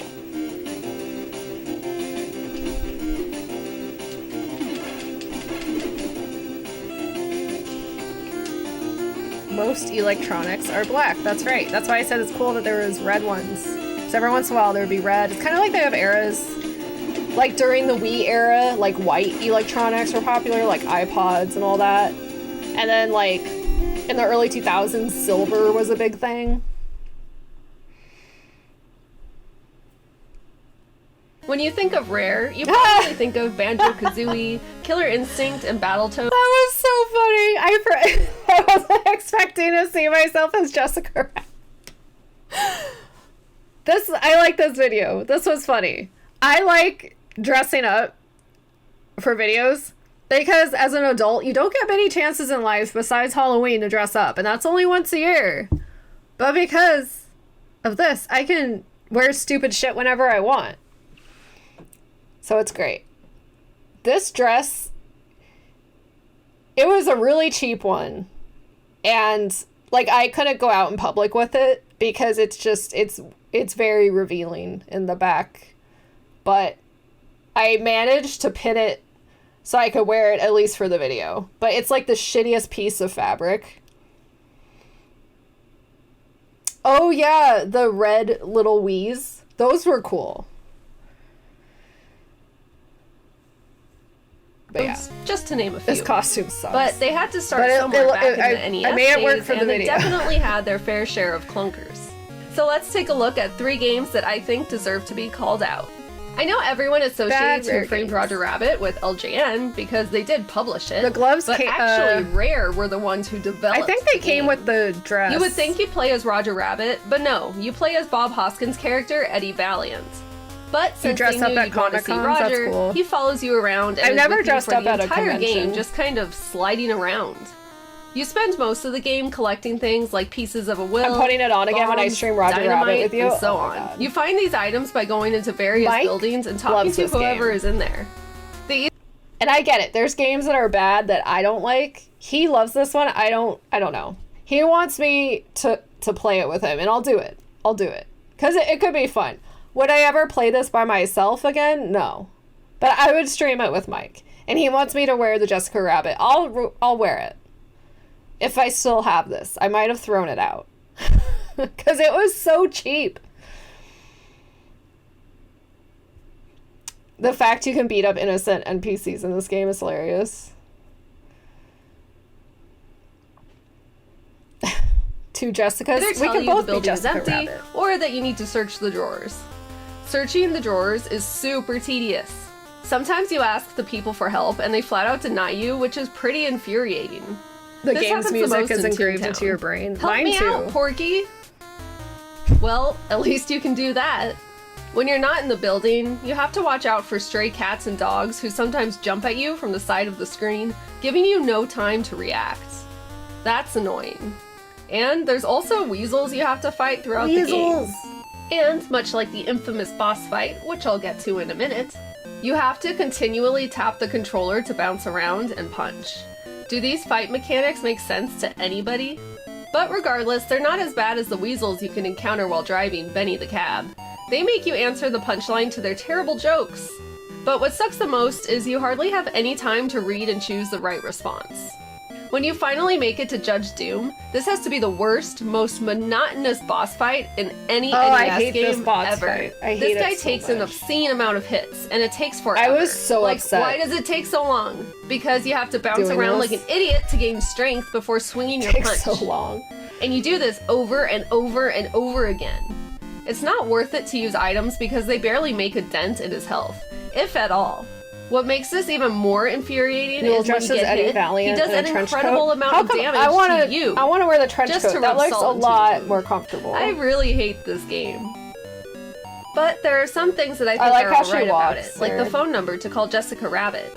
I imagine that back when this game came out, having a phone number to call was a pretty fun idea. Now, I'm sure it's just a porn number or something, so I'm They not gonna always dial it. turn into porn Next numbers. up- Related story. So on the Britney Spears Circus CD, there was a phone number you could call for some contest. And when I worked at a record store, this is like, I think like, I don't know, this was years after that CD came out, like a few years after. And we were like, should we call the number? And we called the number and it was a porn hotline. Like, how come all these things turn into porn hotlines? It's never like something else. It's funny. I'm not calling the number now. I don't like talking on the phone to people I know, let alone some random person. A phone number displayed in a Tiny Toons episode became a porn number too. Is that how you met Mike? Ha! Mountains Out of Molehills is calling the number now. Well, tell us what you find. Let's talk about Double Dare on NES. I hate which, talking of on course, the phone, is based too, on the yes. hit Nickelodeon show of the same name. I like how joyful they make host Mark Summers look in sprite form. Oh my god. This game isn't all bad. We went to 90s Con a few years ago. Was that in Connecticut, I think? And because Mark Summers was like signing, like selling autographs, I saw him from afar and it was so weird. Like seeing him in person. And then he was sitting next to Melissa Joan Hart. And I didn't think I would have a reaction, but seeing her, I almost started crying. I was like, oh my god. Because it's like I was obsessed with like Sabrina and Clarissa Explains It All when I was little. But I was like, I don't want to pay money to meet her or whatever. And I was like, oh my god. Like I just got so excited. But I didn't meet her. Or Mark Summers. They like both left to go on a break right when I was like, oh, okay, I'll meet them. And then, yeah. I don't know. I'm awkward meeting people. And the whole convention was just meeting people. Mike says, I started crying when Mark Summers slimed me. I mean, I'd cry too, but probably out of sadness. Like, answering the trivia questions can be fun, and the clown minigame is alright. But some of the aspects are just plain trash. Most of the minigames all involve the mechanic of gauging your strength with the D-pad and selecting your angle with the A button. This game work sucks, better than others. but it's not as bad The worst offender as, has got to be the gorilla game. some Where you stuff. basically have to be pixel perfect in order to land the banana This in minigame its part hand. sucks, though. This And some of the minigame physical sucks. challenges give you such a small amount of time to complete that your time is up before you get a chance to figure out what the hell you're doing. Another one of the minigames that's horrible is the one where you have to get a golf ball up a super narrow path. Then your friend is supposed to blow the ball into the hole. Good luck even getting the ball to go up the little narrow hill. And even if you do, it will likely smash into the wall anyway. But the absolute worst part is the big obstacle course at the very end of the game. This is your prize if you're on the winning team. You constantly have to tap left and right on the D-pad for almost the entire length of the course. This You only hurts get your a break when hands you so stand bad. up and grab the flag. The hardest part is tapping up and down on the D-pad to Yes. climb up a slippery slope. Oh my god. I can't do it. I can't do My it. fingers just aren't fast enough. You have It's like to do the it developers so were like, fast. well, it is called a physical challenge after all. There are no words good Most enough to painful express thing on how the NES. taxing the obstacle I course think is it on your is. hands. It's not worth it. And finally, let's shed some light on Time Lord, Time on Lord! the NES. What makes him the Lord of Time? I'm not sure, but you're in space collecting orbs and kicking enemies. And let's start out with something positive. I think the time travel effect looks pretty cool. It's I'll give it adorable. that.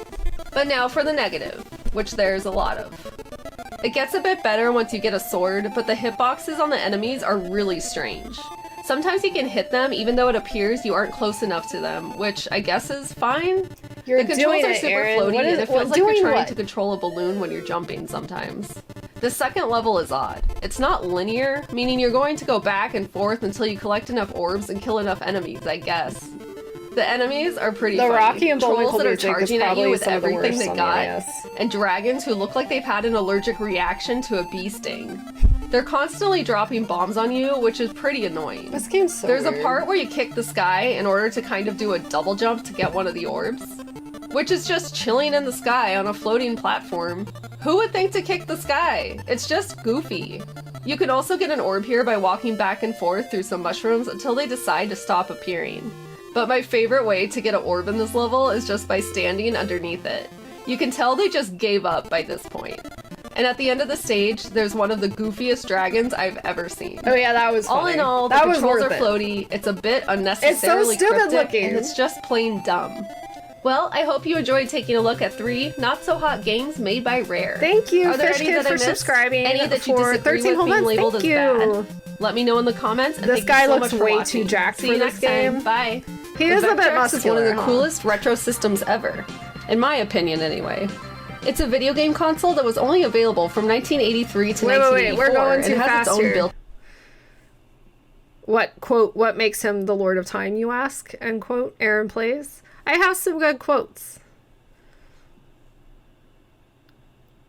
He's ready to go on stage and sing for Weezer. Oh my god. Okay, so which Vectrex video? I don't think this isn't my first Vectrex video. This is And monitor. It's called the Vectrex because instead of pixels, it displays vector graphics, which was totally different for the time. this is about. And part of what makes it so cool are its accessories. Is this the So let's talk accessories? about Yeah. the Vectrex Light Pen and the Vectrex 3D This was so Imager. exciting to The finally get Vectrex these Light Pen is accessories. the high-performance accessory that transports creativity and learning into the computer age. Well, that is a bold statement Oh my to put on the goodness, hold box. The Light Pen allows you to interact directly. What's happening? Oh, thank you, The Rain, for gifting a sub to Duo. Thank you so much. And thank you, Yoshi, for the raid. I hope you had a good stream. We're watching old Erin Plays videos. I'm on year 9 of Erin Plays. Isn't that weird? Various feelings about that. It's a little stressful. It's nice. It's happy. It's frustrating. It's all these feelings. With the Vectrex's built-in screen. With I it, do you have can a create flash card drawings, for the Vectrex, animations, yes. and even compose music. They also advertise being able to play educational games with it, so I bet they were planning to release more games than just the 4, which we'll get to in a minute. In order to use the Light Pen, you also have to have the main Vectrex controller plugged in because you'll need to press some buttons on the controller as well. But besides that, you just plug and play. There were 4 games that were compatible with the Light Pen: Art Master, Melody Master, and Atom Action. There was a 4th game called Mail Plane, which was an educational game about American Oh, geography. you've been streaming for 9 I've read years? that this wasn't ever officially released, but then I do see some on eBay, so I'm a little bit confused. If you know if this was actually officially released or not, please let me know in the comments because I think I'm the curious Jessica to Rabbit, know. that was my Art Rare Master was the game that I was the most excited to play when I first got the that was like Light 2 Pen. years ago. In this game, you can draw and animate your creations. It's more of an introduction to animating on the Vectrex forgot than I the more drew that. advanced game, Atom Action. The instruction manual really pumps you up by saying Art Master is a high-performance, state-of-the-art experience that takes you into a world of art exploration you've never seen before. Damn. You don't need to touch the pen directly onto the screen. You just have to hold your pen at a close distance and point it in the direction you want to move your lines or cursor. To draw a line, you aim your pen while holding down button 1. The moment you let go of button 1, then the drawing stops. It's really not that easy to draw on this thing, but it works. You could also make fan designs while holding down button 4. This was a satisfying way to make a quick and easy design. Then, while using the Connect feature, you could make a design using dots and then watch as the Vectrex fills the lines in for you. It's much more fun than it sounds. When it comes to the animation feature, this took me a while to get the hang of it, but once I did, it wasn't too tedious. You first make starting points by pressing down button 1. This took me a while to figure it out. Then, by pressing button 3 and hitting next, you can adjust your drawings because it's a new frame. I did this a few times before pressing play to make a very simple little animation. This program is really limited, but it is pretty cool. Oh, you watched this last week? animation reminds me of a screensaver. Anim Action is more involved, described in the manual as the first video craft of its kind. I was so that happy I enables you to finally was create able to and do that. animate your own art like never that simple before. animation. It lets you create any scene using pre-drawn figures and shapes, and then combine those with other figures, backgrounds, and scenery you draw yourself. That all sounds amazing, but we'll see how easy it is to actually pull off. I like that they have pre-made sprites you can choose from, and they have a lot. I also like that you can mix in sprites you made yourself if you choose to. I just used pre-made sprites for this really simple animation, but I like it.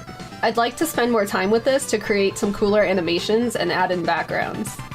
Melody Master is another Light Pen game described on the box as a unique approach to music composition and education. Join the electronic revolution and let your own musical creativity come to life. You can create your own melodies and piano or flute sounds, and for rhythm you can add a snare drum or cymbal sound. I don't know how to read actual sheet music, just tabs, so this game really isn't for me, unfortunately. But if you can read music and have a Vectrex, then I totally recommend it. Yeah. The booklet has a lot of information in it about how to read music, so that helps a little bit. For the game aspect, you can learn the notes and keyboard with a little guy called the Songman. The more notes you can recognize in a row, the higher your score. And now let's move on to the Vectrex 3D Imager. Before the Virtual Boy, there was the Vectrex 3D Imager. Look how awesome that According box to the is. box, it's the high-performance accessory that transports gameplay into the third dimension. And that it does. It was actually the first 3D video game accessory to ever be released, which I think is pretty cool. It's described as being sleek and high-tech, which it definitely was for its time, but it's not that comfortable. It's pretty awkward to wear, and there really isn't any place for your nose to go. So it kind of just squishes. Thank you, New Wave Junkie, for subscribing for 90 whole months. Thank you so much. No worries. So good to see you in here. We're just watching some old Erin Plays videos. Yeah, I can read tabs because I used to take, like, bass guitar lessons and, like, drum lessons. You feel like this is still better than the Virtual Boy? Oh, definitely.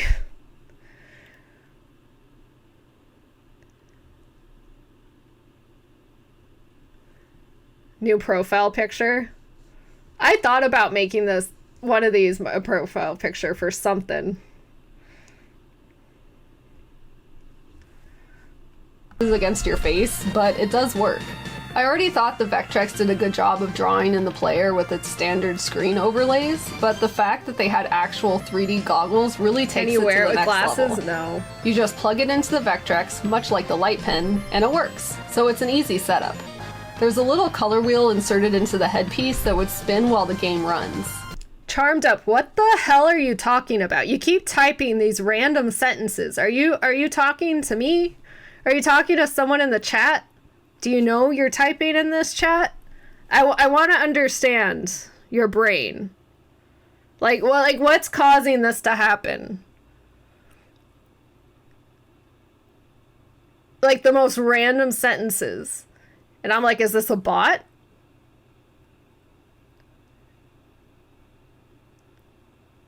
Let's see. It's the voices. Okay. Probably. You hear a man. Oh no.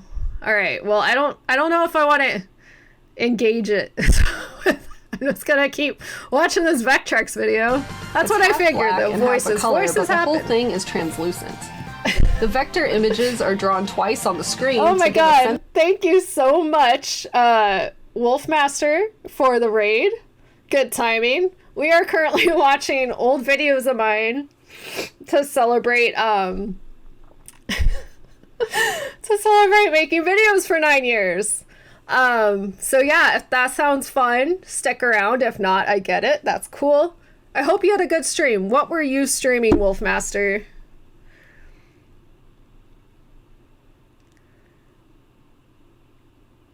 Aaron, I don't think you want to understand his brain. No, I'm good. You know how, like, you just have to ask. Eventually, I had to ask. I had to ask what was going on. I wanted to know. Thank you, Wolfmaster. Of depth. But yeah, so check out this, Wolfmaster. He does awesome retro 3D streams. effect. There were 3 games released for the 3D Imager. 3D Mindstorm, 3D Crazy Coaster, and 3D Narrow Escape. 3D Crazy There's going to be a Coaster. 3D version of Pole Position, but that unfortunately was never actually released. That bums me out because I actually really love the Vectrex port of Pole Position, and it would have been really cool. Wolfmaster says you got a deathless run on Jackie Chan's Action Kung Fu, and you also started Professor Layton and the Curious Village. That's awesome. Good job. I remember somebody suggested Professor Layton to me, like, years ago, like, when the DS was new. And then I think I only tried it very briefly, but that's cool. I know people love that. See what a series. 3D version would have been like. Anyway, 3D Mindstorm comes bundled with the 3D Imager, which I find fitting, since regular Mindstorm is the game that comes built into the Vectrex system. Just like the original game, the transport lanes of intergalactic space have been seeded with mines from an alien vessel. You have to Alien destroy the vessels. mines in the alien vessel in order to progress. You move your ship with the joystick and use button 3 to thrust forward. I suck at this game and tend to fly around all willy-nilly, but it's still fun. You can dart Some of your the ship out puzzles of are the way real of an brain oncoming twisters so enemy far. by I think pressing that's why I buttons never 1 or got 2, into which comes Professor in Layton, handy. It's a 'cause I was fun just new like, way I to can't. experience the classic Vectrex game. That's cool though. 3D Crazy Coaster was the 3D game that I was I the like most that excited to shirt. play. I haven't seen that shirt It's in a long time. described as a roller coaster ride that'll make you scream in excitement. I wanna look for I've that never shirt. screamed while playing the Vectrex, but there's a first time for everything. The magic of 3D makes the ride so real, you'll be leaning It was a against very the G-force 70s and hanging inspired on for shirt. dear life. Well, after playing it, I was pretty impressed with the graphics. It's a pretty good coaster simulator, and the 3D looks awesome, which I wish I could show you. This I guess was the cool. pictures on the back of the box It's give like you a pretty hard good to idea of capture what it looks like. Vectrex. The goal I of do this a better game is to job ride the roller capturing coaster it as in my fast first and as Vectrex far as video, but it's possible. like, it's You can hard. raise your hands up in the air, grab just the trust lap me, it bar, and looks even cool. duck to avoid objects like birds. in person. But what's kind of terrifying is that you can get knocked off the coaster and fall off, which results in a pretty funny animation. This is why you have to use the joystick to lean into turns and avoid birds and flying ice cream cones. In each game, you have 4 passengers, and for every passenger that flies off the ride, you lose time. Yeah, it's kind of dark. Once all of your You can just passengers have fly fallen to out their of death, the seat. game is over. Absolutely brutal. 3D Narrowscape has you enter the stellar fortress of a 23rd century warlord to destroy the powerful arsenal it contains and liberate the star system. The passages encircle you in 3D terror while the defense systems of the fortress become You increasingly played a more Vectrex in a menacing. video game museum. That's Your cool. goal is to navigate through narrow passageways without slamming into walls, hence the name Narrowscape. This game is pretty fun, but I was having trouble seeing double with this one, which made it a bit hard for me to see where to aim when shooting. Well, there you have it, a look at some games for the Vectrex Light Pen and the 3D Imager. Which games did you think looked the coolest? Let me know in the comments, and thank you so much for watching. Or I See had you next that time. Bye. Saturn, like, not anymore, but I had that neon Hey sign guys, hanging so up. I didn't own a Game Genie growing up. I put it back, but with the way I do the lighting now, it looks so blindingly bright. I'm kind of sad. I can't have it up there. It's a big step up from Tiger Electronics. You cannot compare the Vectrex to Tiger LCD games. But I remember hearing about it as a kid during the Super Nintendo days. Lately, I've seen the topic come up more than once in my live streams, so I figured it was time that I finally experiment with one. And going with the NES Game Genie seems like a good place to start. So let's take a look at some fun and silly Game Genie codes for NES games. Batman is one of my favorite games of all time, so I had to check out codes for You this should let us one know where in first. the timeline each Here are clip 2 comes codes from. that So I if think you're are just worth coming checking in, out if you've played this game a hold on, bunch, let me and now pause you this. just kind of want to mess. So I didn't choose these videos, Mike chose them, so it'd be kind of fun for me to see, like, because I've made so many videos, you know, it's like, I was like, I don't know how to do it. Would I just choose, like, the first 5, or, like, what would I do? So he's taking stuff from everywhere. This, I'm trying to remember, I feel like this was probably 2019, 2020? The Game Genie video? Because, like, I don't remember this video, like, at all. Like, some videos I vividly remember making and stuff. This one I When entering this don't code, really remember. Batman jumps and just keeps going up. And up. Oh yeah, that was This makes funny. it a fun way to explore parts of the game that you otherwise would never see. I mean, there really isn't much to check out, but there is a sense of satisfaction seeing Batman jump over enemies and just simply go where he shouldn't. This does break the game though, so you'll find yourself walking on air or underneath the bottom of the game. It's good times. This is Secondly, why you if need you're a to do fan of this stream Batman's to look remember. from the animated It is series, good. you'll like this code as it changes you from purple to gray with black and purple shadowing. It's like, Next up, we have remember contra who I codes. am. There are a lot of fun ones for this As the game, last few but years I have narrowed really it down to just a few that I think are worth mentioning. Put me through Want it. to see what it looks like So to it's shoot like- yourself out of your own weapon? Sometimes it's well, nice to have a enter this reminder, code like, and have no, a field day. I made some Die videos once that I'm and then proud shoot of your and- weapon and see a bunch of sprites in the Like, jump you know, pose it's kinda hurling gives me at a the spark screen. again, you know? It actually works pretty well with destroying a lot of enemies at once, plus it's just funny to see. But keep in mind that if you want to try and get through multiple levels like this, you'll lose the ability if you grab another weapon That one's power-up. funny. So you don't have a lot of time on I your like hands, that. but you That one's still want really to beat Contra. Enter this code and each stage should take you less than 10 seconds to complete before sending you on to the next one. Seriously, if you just play the beginning of each stage, that's totally good enough and it will send you to the next one. That's funny. Now, if you really want to torture yourself, try out this code and see how far you can make it. Oh god. This causes everything to look super distorted, but you can somehow still manage to know what you're doing if you're familiar enough with the game. The music is also messed up and appropriately ear-piercing, so make sure your volume isn't up Oh too my god, yeah, the volume. Next up, we have a fun code for Zelda 2, The Adventure of Link. Enter this code and it allows Link to walk over mountains and water in the overworld. It's fun because you can explore areas of the map that you want to be able to get to otherwise, and eventually things just start getting really weird. Link In goes some parts, into even the if you press unknown. down, it still sends you up into the mountains as towns start to change color and you get totally lost. It is possible to find your way back to normalcy at some point, but it isn't easy. It's a little Also, scary. there is another code that is very similar to this in Teenage Mutant Ninja Turtles. Same sort of thing, you can Fun walk fact, into areas whenever of the map I have you to normally say, can't.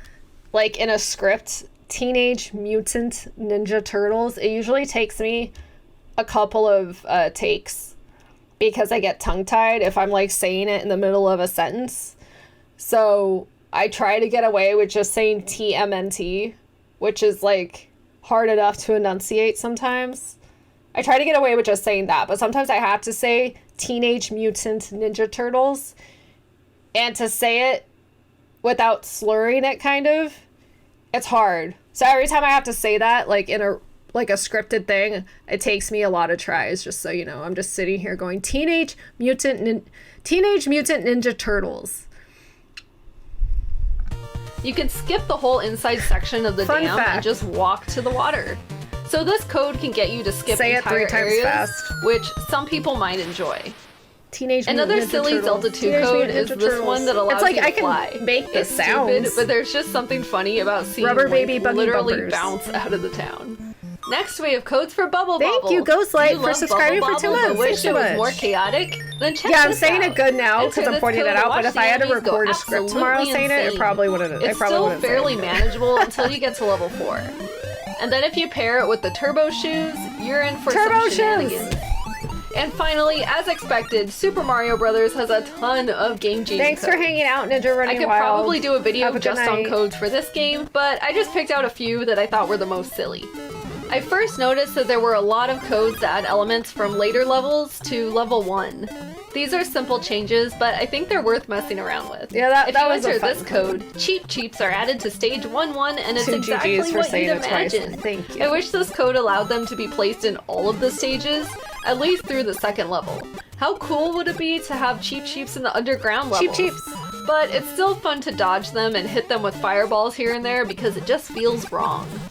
And just like with the Cheap Cheeps, this code is also a very simple hack, but it's cool to see bullet bills coming at you in the Bullet very bills. beginning of the game.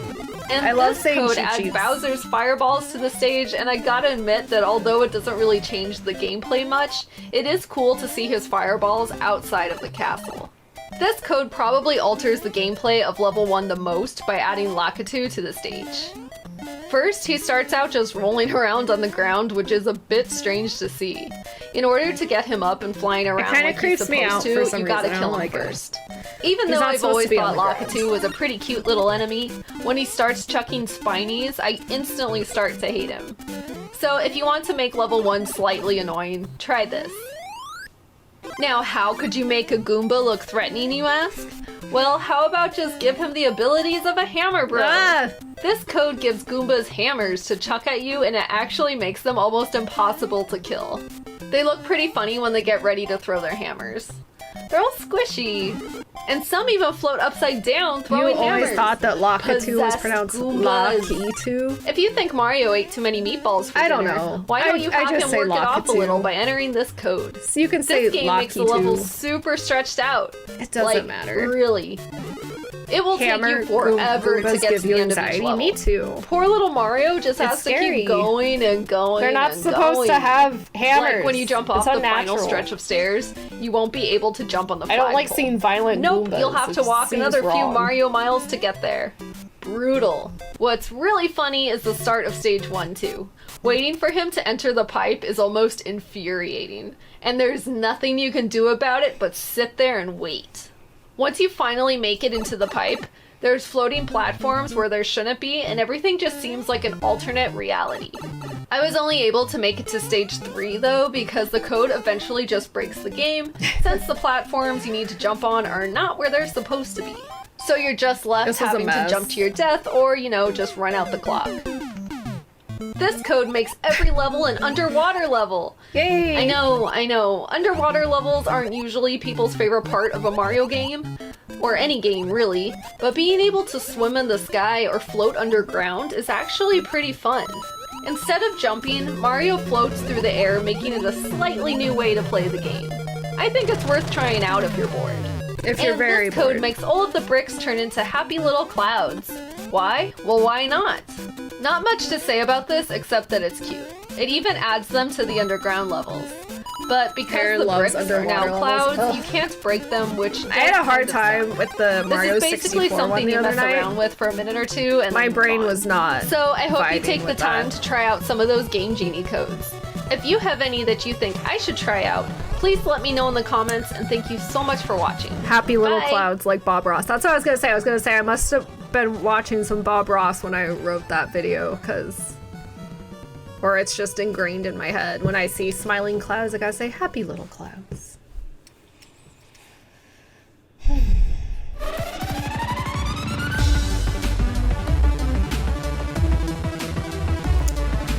I missed that Spice intro. Girls were a huge part of my childhood, and I was totally obsessed.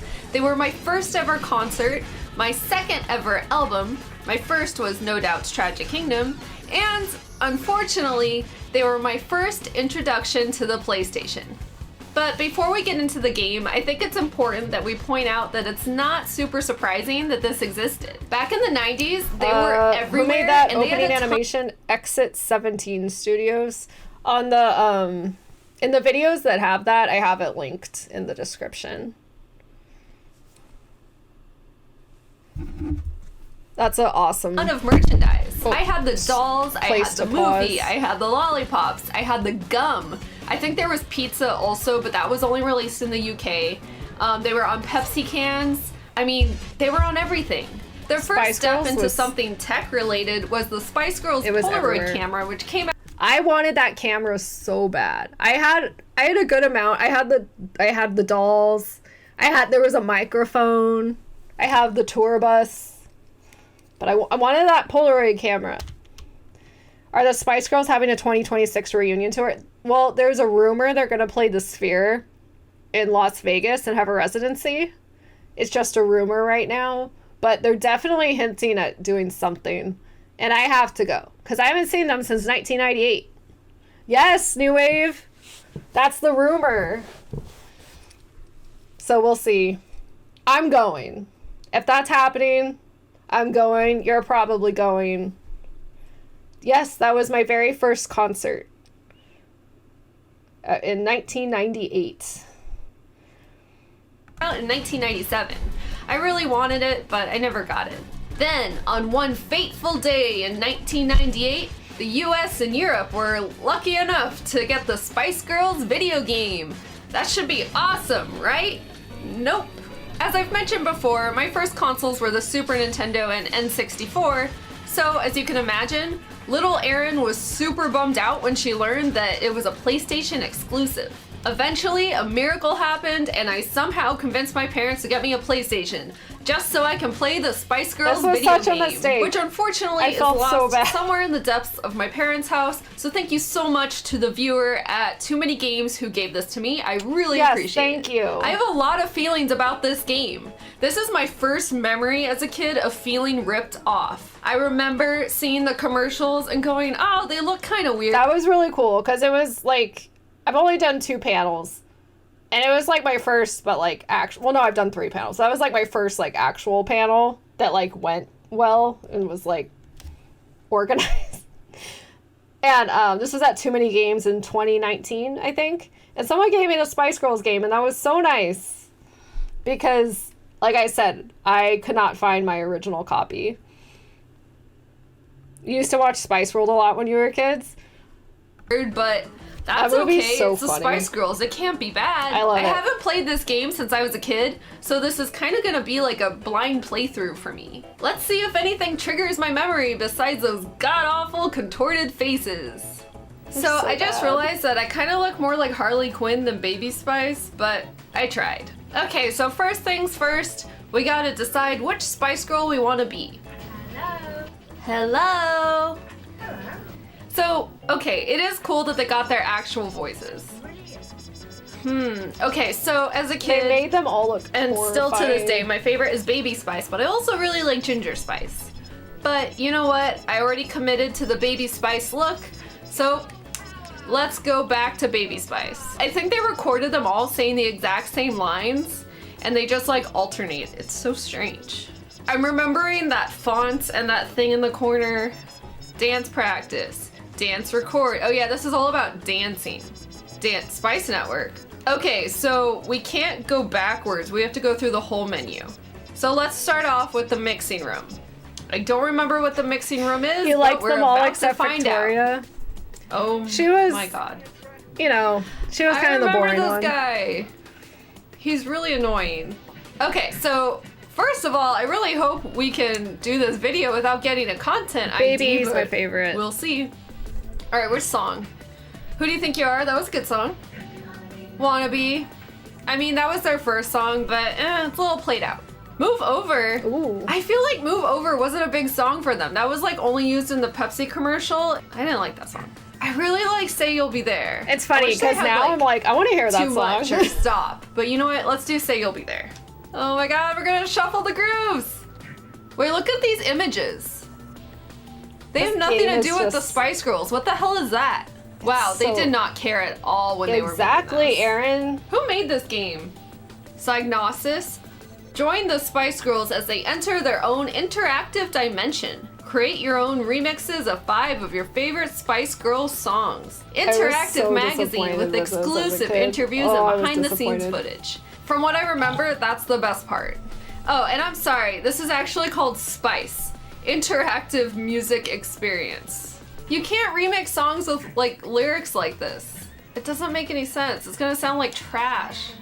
All right, it really doesn't matter, but I'll try to make a song that doesn't sound like total garbage, but I think that's kind of an impossible Yeah, goal. Psygnosis made it for Let's the record. creators of Shadow No, of the not that. Beast. That's like the middle of a lyric. You can't do that. What was were I they gonna thinking say when they they made made? this?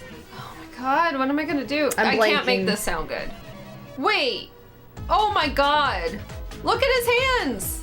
Why is he doing this? It's obscene. How did I not notice that until now? I mean, I was only like 11, so I wasn't thinking that Just way. get Fruity Loops They and did that make on better purpose, mixes, right? Okay, maybe this game is great. I don't know. So far we have 11 clips, and it's not done yet. Well, I totally know why I hated this. This sucked. I totally remember why I never sat and played this for a long time, because it would get boring as hell. Finally! 18 different clips they want. Kids don't have that long of an attention span when the game is terrible. Okay, so our mix is completed. The guy's still doing that inappropriate hand gesture, and now we gotta move on. Oh god, the Sailor Moon makeup video. Look I don't how know why I she's did moving. that. I was feeling experimental. I hope he didn't put that in here. This song doesn't go together at all. Like, there's a difference between a remix and just a Did you know someone found a hidden still in this game of the Spice Girls naked with chairs blocking their naughty bits? Yeah. So that's a nod to, on their tour, when they perform the song Naked, there's a part where they're sitting on chairs like that where it looks like they're naked. So it's like, it was like a secret. You could do that. And I remember like a few years later, like my friend's older brother going, there was a naked code. And I'm like, no, there wasn't. He was right. He was right. jumbled pile of crap. It's over! Okay, I don't let's remember go to if I the do next that in this thing. video or Sure, not. save it. Now let's go to dance practice. Hopefully this is better than the mixing room. That guy has nothing to do with the Spice Girls universe. He's not from the Spice World movie. Why is there a disco dude? This isn't the 70s, They could have it's made the this 90s. game. I feel like this was a it's generic not really on the beat. dancing game, and then they're like, oh, let's make it Spice Girls. So yeah, this was my first PlayStation experience. And my only PlayStation experience for a very long time. Alright, so that was dance practice, and that was a lot less grueling than the remix part. I mean, it was kind of a game. Alright, now we're gonna dance record. Do I have to remember, like, what I did? It doesn't matter what I press. I'm just pressing buttons. Is she even doing what I'm telling her? You can't even see what move you're doing, so you're just pressing buttons. This definitely Because started people out always as have something this else, stigma and they just against threw girl Spice games. Girls on Like, it to oh, try they're to sell terrible. it. But it's like, Exactly. if it's marketed towards girls, it's like they feel like they didn't have to give a shit. There was a big problem back then where any game marketed towards girls was just terrible. Okay, so now she's doing the dance moves. Proto-mies. Just Baby Spice, though. The other ones aren't. Let's do Ginger. I was so sad. So when I saw the Spice Girls, I saw them like 2 weeks after Ginger Spice left, and I was really sad. It was really sad. At least she's back in the Spice Girls now. Okay, so we could either copy the dance moves we already Kind of did, looks like Parappa or we could give Rappa, but each Spice girl Girls. individual Yeah, like dances. if it was really bad. As much as I want to just give them all the same dance to get through this game faster, I committed to it. We're doing an Erin Plays video on the Spice Girls game, so let's give them all individual dance moves. It's like, does she have different dance moves? Probably not. They don't. See, it'd be cool if like, oh, X does something different for Posh her. Spice You know, looks like they each have a haunted. different thing, but I don't She looks think haunted so. in real life, You know what too, she 'cause looks she's like? always so, She looks like the girl chicken from Rock-a-Doodle. Ha! look at Rock-a-Doodle her reference. face. Good job, Erin. And it's dumb. You should be able to see the dance move, because it's like, you can't memorize this. No one's gonna remember all the dance moves from that like practice part. I'm laughing because I just looked at Sporty over there in the corner and she just looks so stupid. I'm sorry, this is just... Okay, we're gonna copy the dance moves for Sporty, and then I'll switch it up for Scary, and we'll copy it for Posh. Sounds good? I'm going Okay. crazy watching She was this. my least favorite I was because she going was crazy kind of the making most this boring. video. It's like she didn't have a lot of solos. She just kind of stood there looking posh. And I understand the appeal. Like, she was cool, but it's like, she was kind of the most boring one. And so now they're touring in the UK only, which I'm really sad about because I would love to was go. sad. I And wanted she's it. not there, but Jerry's there. So I'm like, cool, I would totally go to that. Meet a troll You in know Central how cool Park it'd be if there was referencing? like a Spice Girls platformer? Like, what if they made this a platformer? Even like NSYNC's Get to the Show was better than this, and that game sucks. But at least you had a goal. I You need had to Get to stream the that. Show. I think you I need played to do an Hacky NSYNC Sack. game. There was like When a I tour met bus them at car 90s chase, Con, if I well, I remember met correctly. Joey and Chris, they That was signed my better. game And that that game game. sucks. And I knew it sucked when I played it when I was little. But it wasn't as bad as this. I like how Victoria's looking at her nails. And Jerry pushes up her boobs. I want to see if they each do something different. Okay, so at least they, you know, That's they like try the to only positive incorporate thing. their individual, like, personalities to, like, their idol animations. So I can appreciate that. That's the only Oh, she positive did a thing I stream have of to that say in so Syncing far. recently. At That's least they awesome. gave them each their own individual No, we personalities. don't, K-Train. We do which, not you know, need an makes them the Imagine Spice Dragons Girls. game. So thank God they at least did that. So we don't do anything, we just watch. Okay, I just get another trolled. positive thing I'll say. Their mouths there is a only Britney move Spears game. at the part that they sing. I'm actually totally impressed that they did This that. is the best Like, that's Spice scary. Girls She's PS1 singing. video on the internet. So I Erin. guess Well, this thank is the you. reward for playing that A lit game? Oh my god. We just sit back and watch our abomination of a dance routine. Yeah, I'm happy with that. I think that's as good as it's gonna get. You guys, that's the whole game. Well, let's check out the Spice Network. Their outfits were so good. They're so good. I love them so much. Even after this game, and like 20 years later, I still love them with all my heart. It looks old. It looks like this was filmed at the beginning of their career, but I don't think it was. And if this was exclusive See, this is the naked for part. this game, it seems like they would have done it differently. Like, I would love to see what they think about this game now, because gosh, is it weird. This is the best part of the game. It's like, I'm gonna watch this. Yeah, behind the scenes I'm thoroughly Spice World. enjoying this This is behind the great. scenes documentary type thing. It's like they might as well just put out another like VHS or DVD instead of this game. Okay, well I think I've had enough of the Spice Girls interactive music experience. I guess it was interactive, so I mean the title's not lying. And they're calling it Destiny's Child should experience have and made not a game. They should have. So I would have played I guess it. it's not false advertising. We never got a so I'm Sonic gonna go Youth finish video that game. documentary I wonder on what the kind of disc game that would because be that like. was making me Would happy. it be like the PS1 and game thank you so much LSD? for watching, and I'll see you next time. I love Sonic Youth. Bye. My first console was the Super Nintendo, and I absolutely loved it. I was all about Yoshi's I Island, absolutely Killer loved it. Instinct, and Mario All-Stars. At the time, even after getting an N64, which I did enjoy, my heart was still with the Super Nintendo as a kid. And this got me thinking at a young age, what happens when this console gives out and stops working? Well, luckily, it's still kicking, and this is still what I use to capture my SNES Still what I footage use today. for my Super Nintendo But stuff. I had no idea when I was a kid that things like the Super NT would exist, or that this guy would still be totally functional.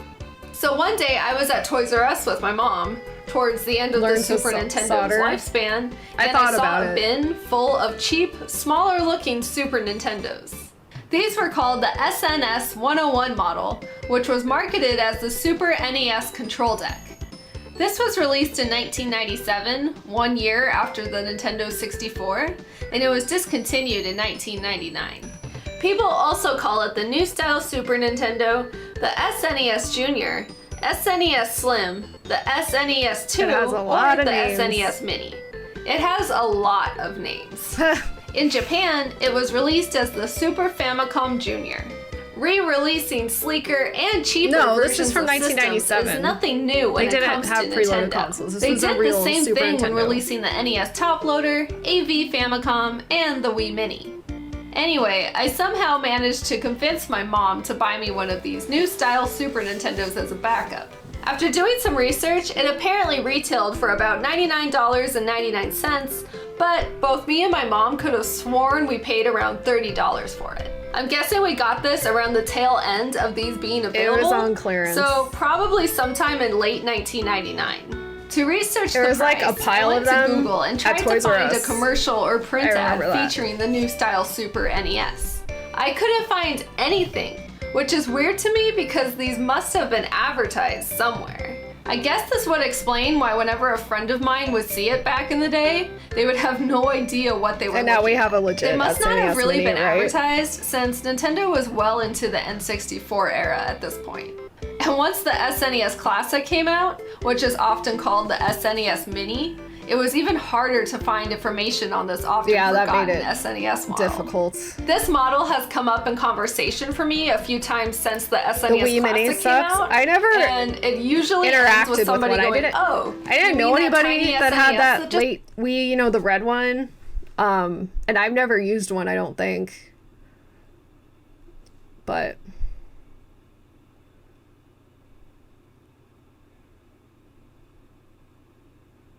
at least they didn't change the controller like the NES one, right? came out. That dog now, bone the system controller is wasn't so targeted bad. towards people who already had the Super Nintendo. It was more for people just starting out with video games. My only console from my childhood that doesn't work is my N64, and I think the power supply is broken. I haven't gotten rid of it because I would like to fix it because I'm just overly sentimental about like every object of my life. But yeah, so that sucks. But knock on wood, my Super Nintendos and stuff and like my handhelds are all good. And wanted something on a budget. Or if they were a crazy person like me, they just wanted this for a backup for this. Apparently, you could get it by itself or bundled with Yoshi's I was Island, always crazy. A Link to the Past, Kirby Superstar, or Tetris Attack. I'm pretty sure mine came by itself. To make the system cheaper, a lot of changes were made. First of all, it's obviously a lot smaller and a lot lighter. The power and reset buttons are both located on the left. There is no eject button for the cartridge, and there is no power LED to let you know the system is on or not. This can be You bought a confusing top-loading because if NES you look closely, on eBay in there are 2006 totally you're still little living? dots I that use look a like top this was loader for too. the LED. At least that's how it looks to me anyway. According to the box, I bought- apparently the controllers were changed I bought as well. a, Unlike the original SNES controller. I got an NES after I had a Super Nintendo. I got a used one at Funko Lands. And, you know, it was like the traditional one that, and it worked, but it wasn't great. These didn't have the Super Nintendo logo at the top, just the classic Nintendo logo. Now, I don't personally remember this being the case. Yeah, I don't remember anyone else I knew having this one either, Wolfmaster. All I could find are the ones with Super Nintendo at the top. So I went to eBay Probably and I finally various found things, some being Blood Sand. sold with the new controller. However, most consoles being sold Do you think a 20-year-old knows what Funko Land is now? Probably not. come with the classic Super Nintendo controller. And now for the technical part. This version doesn't support S-Video or RGB. It only supports composite. But if you're technically savvy, apparently it's pretty easy to mod one of these to make this happen since the hardware is still inside of it. I guess I find this model interesting because your average person doesn't seem to remember these at all. But I'm pretty sure they remember the top loader NES. It's pretty cute, and I like to think of it as the Super Nintendo's kid sister. Did any of you guys own this model of the SNES as a kid? You bought a Game If so, Genie from Funko did other Land kids that know didn't what work? it was? I bought a game or from was them it just that kind of didn't a work. thing you I don't stumbled remember upon what in the game, store? Let me know in the comments, and thanks for watching.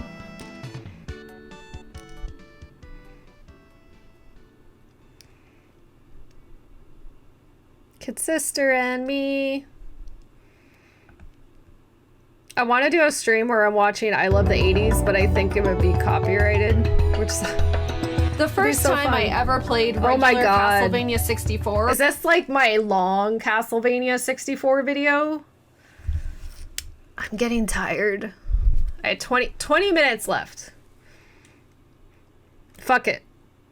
was on stream. If and it I is, this is constantly probably heard how I should have just played Legacy of Darkness one of the instead, and how videos much I'm better like it was. the most proud But of. I wanted to play the first one first, because if I didn't, then how would I be able to judge Legacy of Darkness? Plus, I just love the Castlevania world, so if I was gonna play it anyway, why not just do it in order? Fast forward a year later and I finally played it. This review is mostly gonna be focusing on the first It was big a lot of quest, work. Cornell's.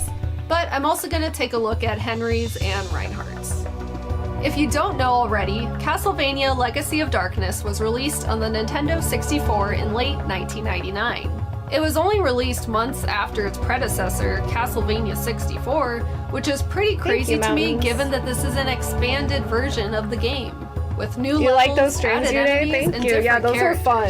characters. It's It's also a prequel to the first Castlevania 64 Castlevania streams were N64 really game. fun. So it's a little confusing. Thank you, New Wave. I always assumed this came out like a few years after the first one, so I was really shocked to learn that there was just a few months in between them. You begin this game by playing You as can beat Cornell, them, a Wolfmaster. man who You can also definitely turn can. into a werewolf, but a good werewolf. You just gotta have that's pretty patience cool. and be in the It makes right him a little more interesting. mindset. You're trying to save your adopted sister, Ada, from Dracula. The narrator in the beginning of the game explains all of this to you, and I can't help but laugh at his delivery. Cornell uses the man-wolf's acute sense of smell to track the scent of his sister's blood. To me, it sounds like he's putting on a super condescending tone. You also see a character named Ortega a lot throughout this game, as this is Cornell's old friend and fellow werewolf, but now it's his main rival. Ortega made a deal with Dracula because he wanted to be more never have powerful, patience so on the now right he's your mindset. enemy. This story takes place before Carrie and Reinhardt's story from the first game. I don't know why. But you can I unlock love them these later games so after much, beating but the I game do. with The Cornell and then with Castlevania Henry. 64 games. For Cornell's attack, he throws a scythe, which basically just looks like he's slapping enemies in the face with magic. You can use lock And then I was on trying when to think of attacking, which other helps, but you need to make sure you're facing the N64 right PS1 way games when kinda using like it, this, or and I else couldn't you will really not think hit of the any. enemy. I know this sounds super No, obvious, not Jenna but it's Ortega. easier said than done sometimes with the camera angles. But I'll get to the camera later. And you can also turn into your I hope you're Wolfman feeling form when better, he slashes Gossip. his enemies with his claws. This does more damage and fewer hits to enemies, but it will drain your jewels, which you also use for your sub-weapons. And once you activate wolf mode, you can't turn it off, so it will go on until it uses all of your jewels. So I liked to save it for the bosses. As when far I as was- what you do I in knew this I was gonna game make is this basically video. lots and lots of early 3D platforming. And depending on So after every stream, I would write notes. So every recording had notes that matched up to it, so that helped when it came to editing and writing the scripts. And then at the end, I had a fuck ton of notes, and then I made all that into a script. And I believe I made this 2 parts, I think. It was crazy. But, you know, it made me want to do it. And I want to, like... There's been games I've played since that I've loved, but it's like, I need to find a game where it's like, oh, I have a lot to say, I'm really interested in stuff, and it's like, I want to find another game that gets me like this, that's like, just grabs me, you know? On the area, and if they let you choose the camera angle or not, it's surprisingly not too bad. So let's finally talk about the camera angles. There's action view, which lets you move the view. You remember around. all the note taking? Oh yeah, sometimes I would timestamp too. At times, it's the best option. I do like Castlevania. Boss view is for bosses, obviously. I sometimes had a hard time with this angle because I felt like I had to constantly jump around in order to attack in the right direction. Maybe it was just a me problem, but I didn't like it.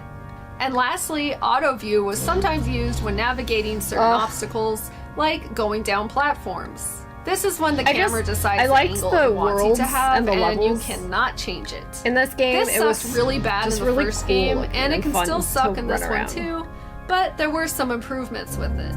The first thing that comes to mind for me when talking about auto view is in the beginning in the Forest of Silence, when you're making your way down the cliff. In the first Castlevania 64, it also used auto view for this area, but I remember it being a lot more awkward. Maybe it was because I was new to the game at the time, but I don't think that was all of it. In Legacy, I got up and down this area with ease.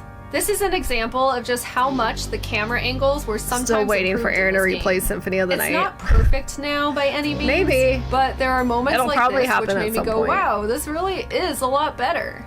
So back to the platforming. That was the majority of what this game was about. Because now I'm better with those types of games, so I wonder if I would enjoy it more. Like, I liked it. Well, sometimes I did. But I didn't love it, overall, you know? it wasn't that bad. I was legitimately having fun with a lot of these obstacles, which was a really nice This level was surprise. cool. This game really focuses on jumping from platform to platform, and depending on the area, some platforms act different than others. This game utilized a lot of slowly sinking platforms, slowly crumbling platforms, and some that just involve tricky jumps.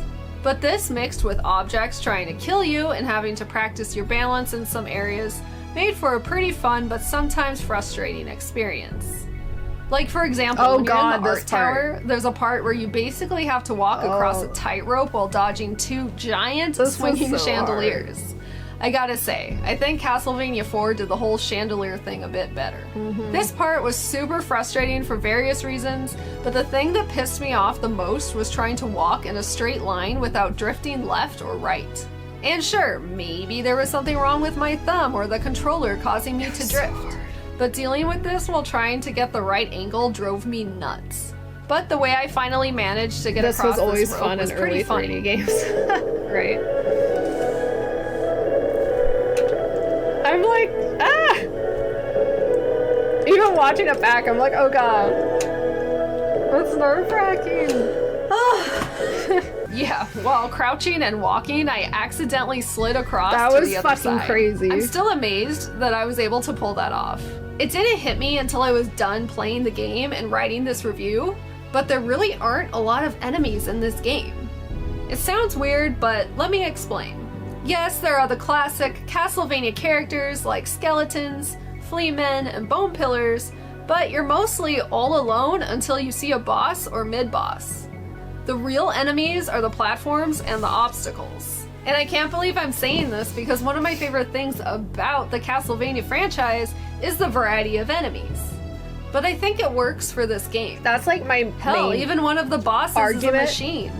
Or I guess I should that there's not a lot of physical, like, there's not a lot of, like, alive enemies in this, and it's pretty lonely. So it's, like, objects and, like, platforming is the enemy, and the controls is the enemy. Says, and the camera, yeah. So it's interesting. It's kind of like you're just alone exploring, and I think... And it's not an empty space because there's constantly stuff going on. It's just there's not live monsters everywhere. You know what I mean? So it's interesting, but I think that kind of gives it its charm.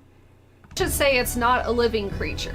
In the Tower of Science, the boss here was pretty baffling as it's literally called the Crystal Laser of Doom. Yeah. Maybe I'm crazy, but I was not expecting to be attacked by a giant laser with a bunch of laser and gun turrets around it. I felt like this was one of the more challenging parts of the game, but once I learned to take out the 2 turrets in front of the crystal and spam my attack at the crystal boss, it was doable. The mood in this game is a lonely one, at least for Cornell's portion of the game. You're all alone for the most part while navigating these levels, which adds to the moody vibe, and I like it. I thought they did a good job with mixing atmospherics and music, and having a dark color palette without it feeling bleak and miserable. Well, except for the Tower of Ruins. I'll complain about that in a bit. The areas in Castlevania 64 that drove me insane with rage were actually kind of improved here. Like the Tower of Sorcery. When I was playing as Carrie in the first game, that area unleashed a rage inside of me that I didn't even know was possible. On the first version. It was pure 3D platforming hell with insanely spread out save spots. It almost broke me. Okay, and now I try to make the camera do what I want, and then I go up. No! Oh my god, but here this was in so Legacy, frustrating. they condensed it and still included most of the elements. I was dumbfounded when I made it through this area basically unscathed and in a very short amount of time. Yeah, that was crazy. You still deal with floating crystals, disappearing crystals, and liquid crystal monster things. But I guess due to both the camera improvements and the condensing of the stage, it's not at all that frustrating. You hate platforming in 3D. In fact, I'd say it's one of the easiest Sometimes parts I do, of the game. sometimes I don't. I almost feel like they condensed it a little too much, but I shouldn't complain. Another area with a makeover worth mentioning is the clock tower. Ugh. In the first game, this felt like the longest stage ever. Oh yeah, you and get with all ground the up. spinning gears, awkward camera angles, and hard to make jumps, it drove me pretty crazy. But again, they condensed it and fixed the camera for the most part. This stage still had its frustrating moments, which obviously is to be expected since it's a clock tower level in a Castlevania game. There may not be any harpies, but having to continuously jump up spinning towers can take a toll on a person. As it goes for sections of the game that I didn't like, the first thing that comes to mind is the Tower of Ruins. Yeah. It was mostly a monotonous chore to get through. I didn't like and this also part. where some minor glitches happened, which I'll talk about in a minute. Now, the first section of the Tower of Ruins I didn't totally hate, despite it not really fitting in the Castlevania world. The whole tower is supposed to make you feel like you're in the underground depths of Dracula's castle, but this felt more like something out of Indiana I'm glad Jones. Erin likes this. We agree Anyway, this was once the I best time on understood her what the hell I streams. was I'm glad supposed you to liked be it. doing Well, I in hope I this do very something yellow area, and again got the that'll hang be of just using as the fun. C buttons to look at this tiny little map that's etched on a rock. I thought it was alright and was actually kind of curious to see what would happen next. But then things got very, very dark and not fun. The second section of the Tower of Ruins has you running around on crumbling columns and platforms in the dark, and there is nothing interesting about this area. The atmosphere sucks. I get it, you're underground. The atmosphere but this does is the suck most in this boring one. area to have to run around. Thank you, You're Drew jumping Zanero, from for watching platform 3 to streams platform, in a row, trying not to get hit in the watch face streak. with falling debris and figuring out puzzles. Like using clues to decipher which pillar to jump on next. I just hate it. I don't know. It's not interesting at all in my opinion, but some funny glitches did happen when moving between platforms faster than the game wanted me to. Oh yeah. Whoa, whoa, whoa! And when I crazy. jumped on the wrong platform. But overall, I enjoyed the level design in this game and thought that compared to its predecessor, it's definitely an improvement. But it still had some wacky elements, like ledges that didn't look like anything grabbable, at least to me anyway. In the Tower of Ruins, after getting to the top of a pillar, I literally thought I reached a dead end, but nope, it's a ledge. Or there's hidden platforms that you wouldn't know are there, unless you just so happen to walk to the very edge of the space you're I on hated and look that down part. using the C buttons. I thought that was a bit much.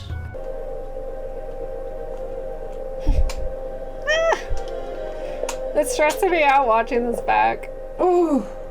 And lastly, during a boss fight in the duel tower, there's a part where you're trying to avoid stepping on lava flowing under a metal walkway. The floor is literally lava! But when I first saw this, I totally thought it was a red carpet design. Which would make sense because Dracula seems to be all about that black and red color scheme. Am I crazy or is it obviously lava? Let me know in the comments what you think. Anyway, this area led me to the next, the Tower of Execution, which I thought was one of the most fun areas of the game. Yeah. Or maybe at this point, I finally lost my damn mind. Parts of it felt like I was in an abandoned version of Bowser's Castle, over lava. Which was yeah, awesome. like a grill. There's crumbling pieces of what seems to at be first parts glance, of the it castle, looks like a carpet. creepy faces on See, it's supposed to be like that. and sketchy bridges to cross. I just flat out enjoyed Yeah, see, this is navigating my way obviously over lava. lava and fireball patterns. Hello, Dread Alien. It was a fun and unexpected area. At the end of Cornell's quest, of course you gotta fight Dracula, but nothing would have prepared me for what the second form Ocarina was of Fire gonna be Temple. like. Sure, I should you try had all the Ocarina stairs time. to skip up, which is a classic Castlevania thing to do. I'm And just much like nervous in regular 'cause Castlevania 64, whether or not you fight never Renan, really the guy played it. you buy things from, depends on how much money you've spent. Luckily, yeah, I that didn't go guy. on a shopping spree, so I got to go straight to Dracula. But first, I'd like to throw in a fun little fact. Once you make it to the final room where Dracula is, jump into the flame and run around the ledge of the back of the castle where there's some secret power-ups. You get a weapons power-up first, and if you walk the invisible plank, you get a turkey as well. I hate shit like this because it freaks me out. Am I the only person who finds walking on invisible ledges in video games super unnerving? I've only played like 30 Castlevania 4 minutes did this of secret Ocarina as well, Time. but it wasn't I don't know. nearly I as just- unsettling. I never to got me. around to it growing But up. since this and I is the just- I don't know. N64, of course it's gonna get weird. But when I played of it, I'm like, I super might like glad it. those power-ups are there though, because you will need everything you can get for the end it's of on this game. DS, I forgot. Anyway, so Dracula's first form is pretty much And, what like, you'd expect. Then there's Mario 64 on DS, which I kind of want to try because of the mini games. Because I've only played it, on N64. All this shit appears in Dark Souls. No wonder this game pisses me off. Maybe I'll like Dark Souls. I doubt. Maybe. You never know. The water temple is hell, though. Yeah, I hear that. I don't know. I'd be a little hesitant to stream it. I don't know. Except Dracula is We'll super veiny for some reason, and it's kind of gross. It is gross. He Look at his spawns in face. different areas, and you have to dodge his attacks.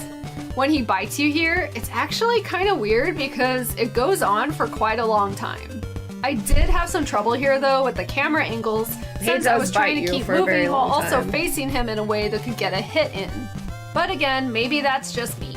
So now let's talk about the second form, which I was not prepared for at all. It's morphin time. Out of all the Castlevania games that I've played, this second form of Dracula is by far the gnarliest. And he surprisingly looks pretty awesome and very metal. It's also the hardest second form that I've dealt with in recent memory, which really took me by surprise. I was not ready for this since I thought most of the game wasn't too difficult. But first, we gotta talk about how this guy looks.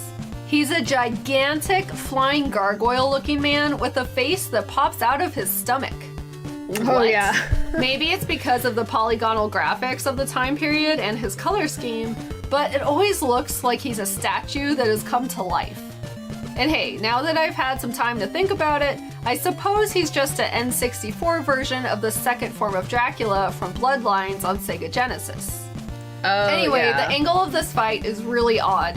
You're off to the side, so the perspective is very weird, and sometimes he seems further away than he actually is. I don't even remember what the second really version have of to push Dracula up on the Symphony of the Night control looks stick like. when I you gotta attempt to get an refresh attack my in, brain. Or else I found it hard to aim. When they first dropped me, Symphony of the Night is a blur.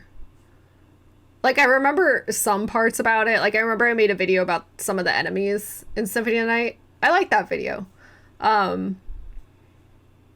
But yeah, there's some awesome enemies in that game. But for some reason, I'm blanking on that. The Power Pad video is not in here. I think this is the last video of the night. But the Power Pad video is on YouTube for anyone who would like to watch it. I'm proud of that video. Into this, he That was a lot attacked of work. so ridiculously fast that I had no idea what was going on. He fucks you up. If you go into this fight without any power-ups, I honestly don't know how you would be able to do this, but I'm sure someone has. It took me a while, but with a lot of trial and error and some help from the chat, I finally had an idea of what I was supposed to do. He has a lot of attacks in this fight, and learning the patterns and what to expect really takes a lot of time here. Yeah, He that was starts with a tedious. lightning attack. Then he throws fireballs and ice blocks at you. And then there's a giant batch of wiggly skeleton worms that come at you. Oh, that yeah. part was pretty amusing. Good job, Dracula. But that's not it, and finally, for the last in his patterns of attacks, he sucks you up and throws you down, which is pretty devastating, both physically and mentally. However, there is hope. When you're first thrown into this mess, the key is to get in 2 attacks here when you're in wolf form. You gotta run to the left, then the middle, and spam the attacks to the tummy face. If you can do this correctly, you can do some crazy damage early on. This fight kicked my ass, but once I understood what to do, I did it. It just took me many, many attempts.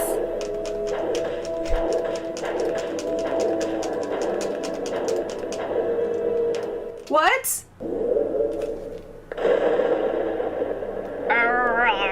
Oh. Is this really it? I'm like shaking. Oh my god. This was so crazy. Oh my god. Oh my god. Once you defeat Dracula, he takes the wolf form out of your body and you save Ada.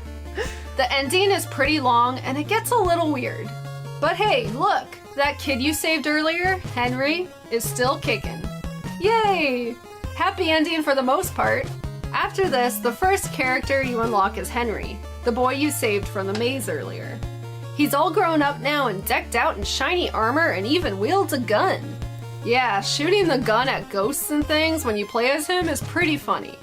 Anyway, his quest is short and you have 7 days to save a bunch of children from Dracula. Oh yeah, I The forgot more about you his save, quest. the more you unlock. From there, you can choose to play as Carrie or Reinhardt to finish out the game. I chose to play as Reinhardt, and I gotta say, this isn't anywhere near as annoying as regular old Castlevania 64. Even the nitro part wasn't that bad. Did I say tummy was face? floored. I probably But the main did. thing That's that something caught I me would off say. guard with Reinhardt was the Dracula I like to throw in little Dracula's first form is the same here as it was with Cornell, but I Little had a things way in there. easier time Keep you on defeating your him toes. this time since I got to use a whip. Or maybe it's just because I was playing this game for so long that my brain finally adapted to it. You don't have to aim perfectly, but you can still get a hit in, which made I for love a that way skeleton less sloppy costume. time here than with Cornell. After This was defeating his Halloween first era. form, you go to exit the castle and down the stairs, but you're stopped dead in your tracks. Malice comes flying down on a freaking unicorn. It really looks like Stormy from Rainbow Yeah. Bright's horse, actually. So I thought that was cool. But then the castle begins to crumble and you have to run. You don't just have to worry about the stairs crumbling, but you also have to worry about making the jump to the elevator at the end of the staircase. the in fucking time. elevator. Yes, that's right. There is an elevator outside of the building that takes you to the roof. If you're fast enough Thank when you're God, running I back down forgot the about stairs, that. you can just walk onto it. But the chances are that you won't be and you'll have to jump. This would be fine, except that it's at an angle that is off to the side slightly, That with a fucking little elevator. ledge in front of it. Like, you know, why? just to Why make is it things there? awkward enough to mess you up. Why? So once you're on the roof of the castle or whatever, this is where you encounter the next form. Malice turns into the next form of Dracula, which is a cool looking anime type guy who's pretty styling. He's not too difficult at all. He just keeps spawning in different places, kind of like his first form, while he's shooting energy blast things at you. The battle mode and lock-on didn't really work here, so that made things a bit annoying. Oh, and be careful not to fall off the roof. And then it's time for the final form. Nose. Before you know it, you're in the NOSCRIT. middle of the desert and you have to fight Dracula once and for all. This time, he's not messing around and turned himself is into a old game giant footage. snake or dragon thing. Unless I with a missed something you're centipede talking body. about, Kaplan. It's pretty gross, but I gotta give them points for creativity. I was able to beat him by just running up behind him and getting as many hits in as I could. I did take some damage as I was being a bit sloppy, but that was just because I knew I had a lot of health upgrades to fall back on. At the end, Rosa becomes human again and all is well with the world.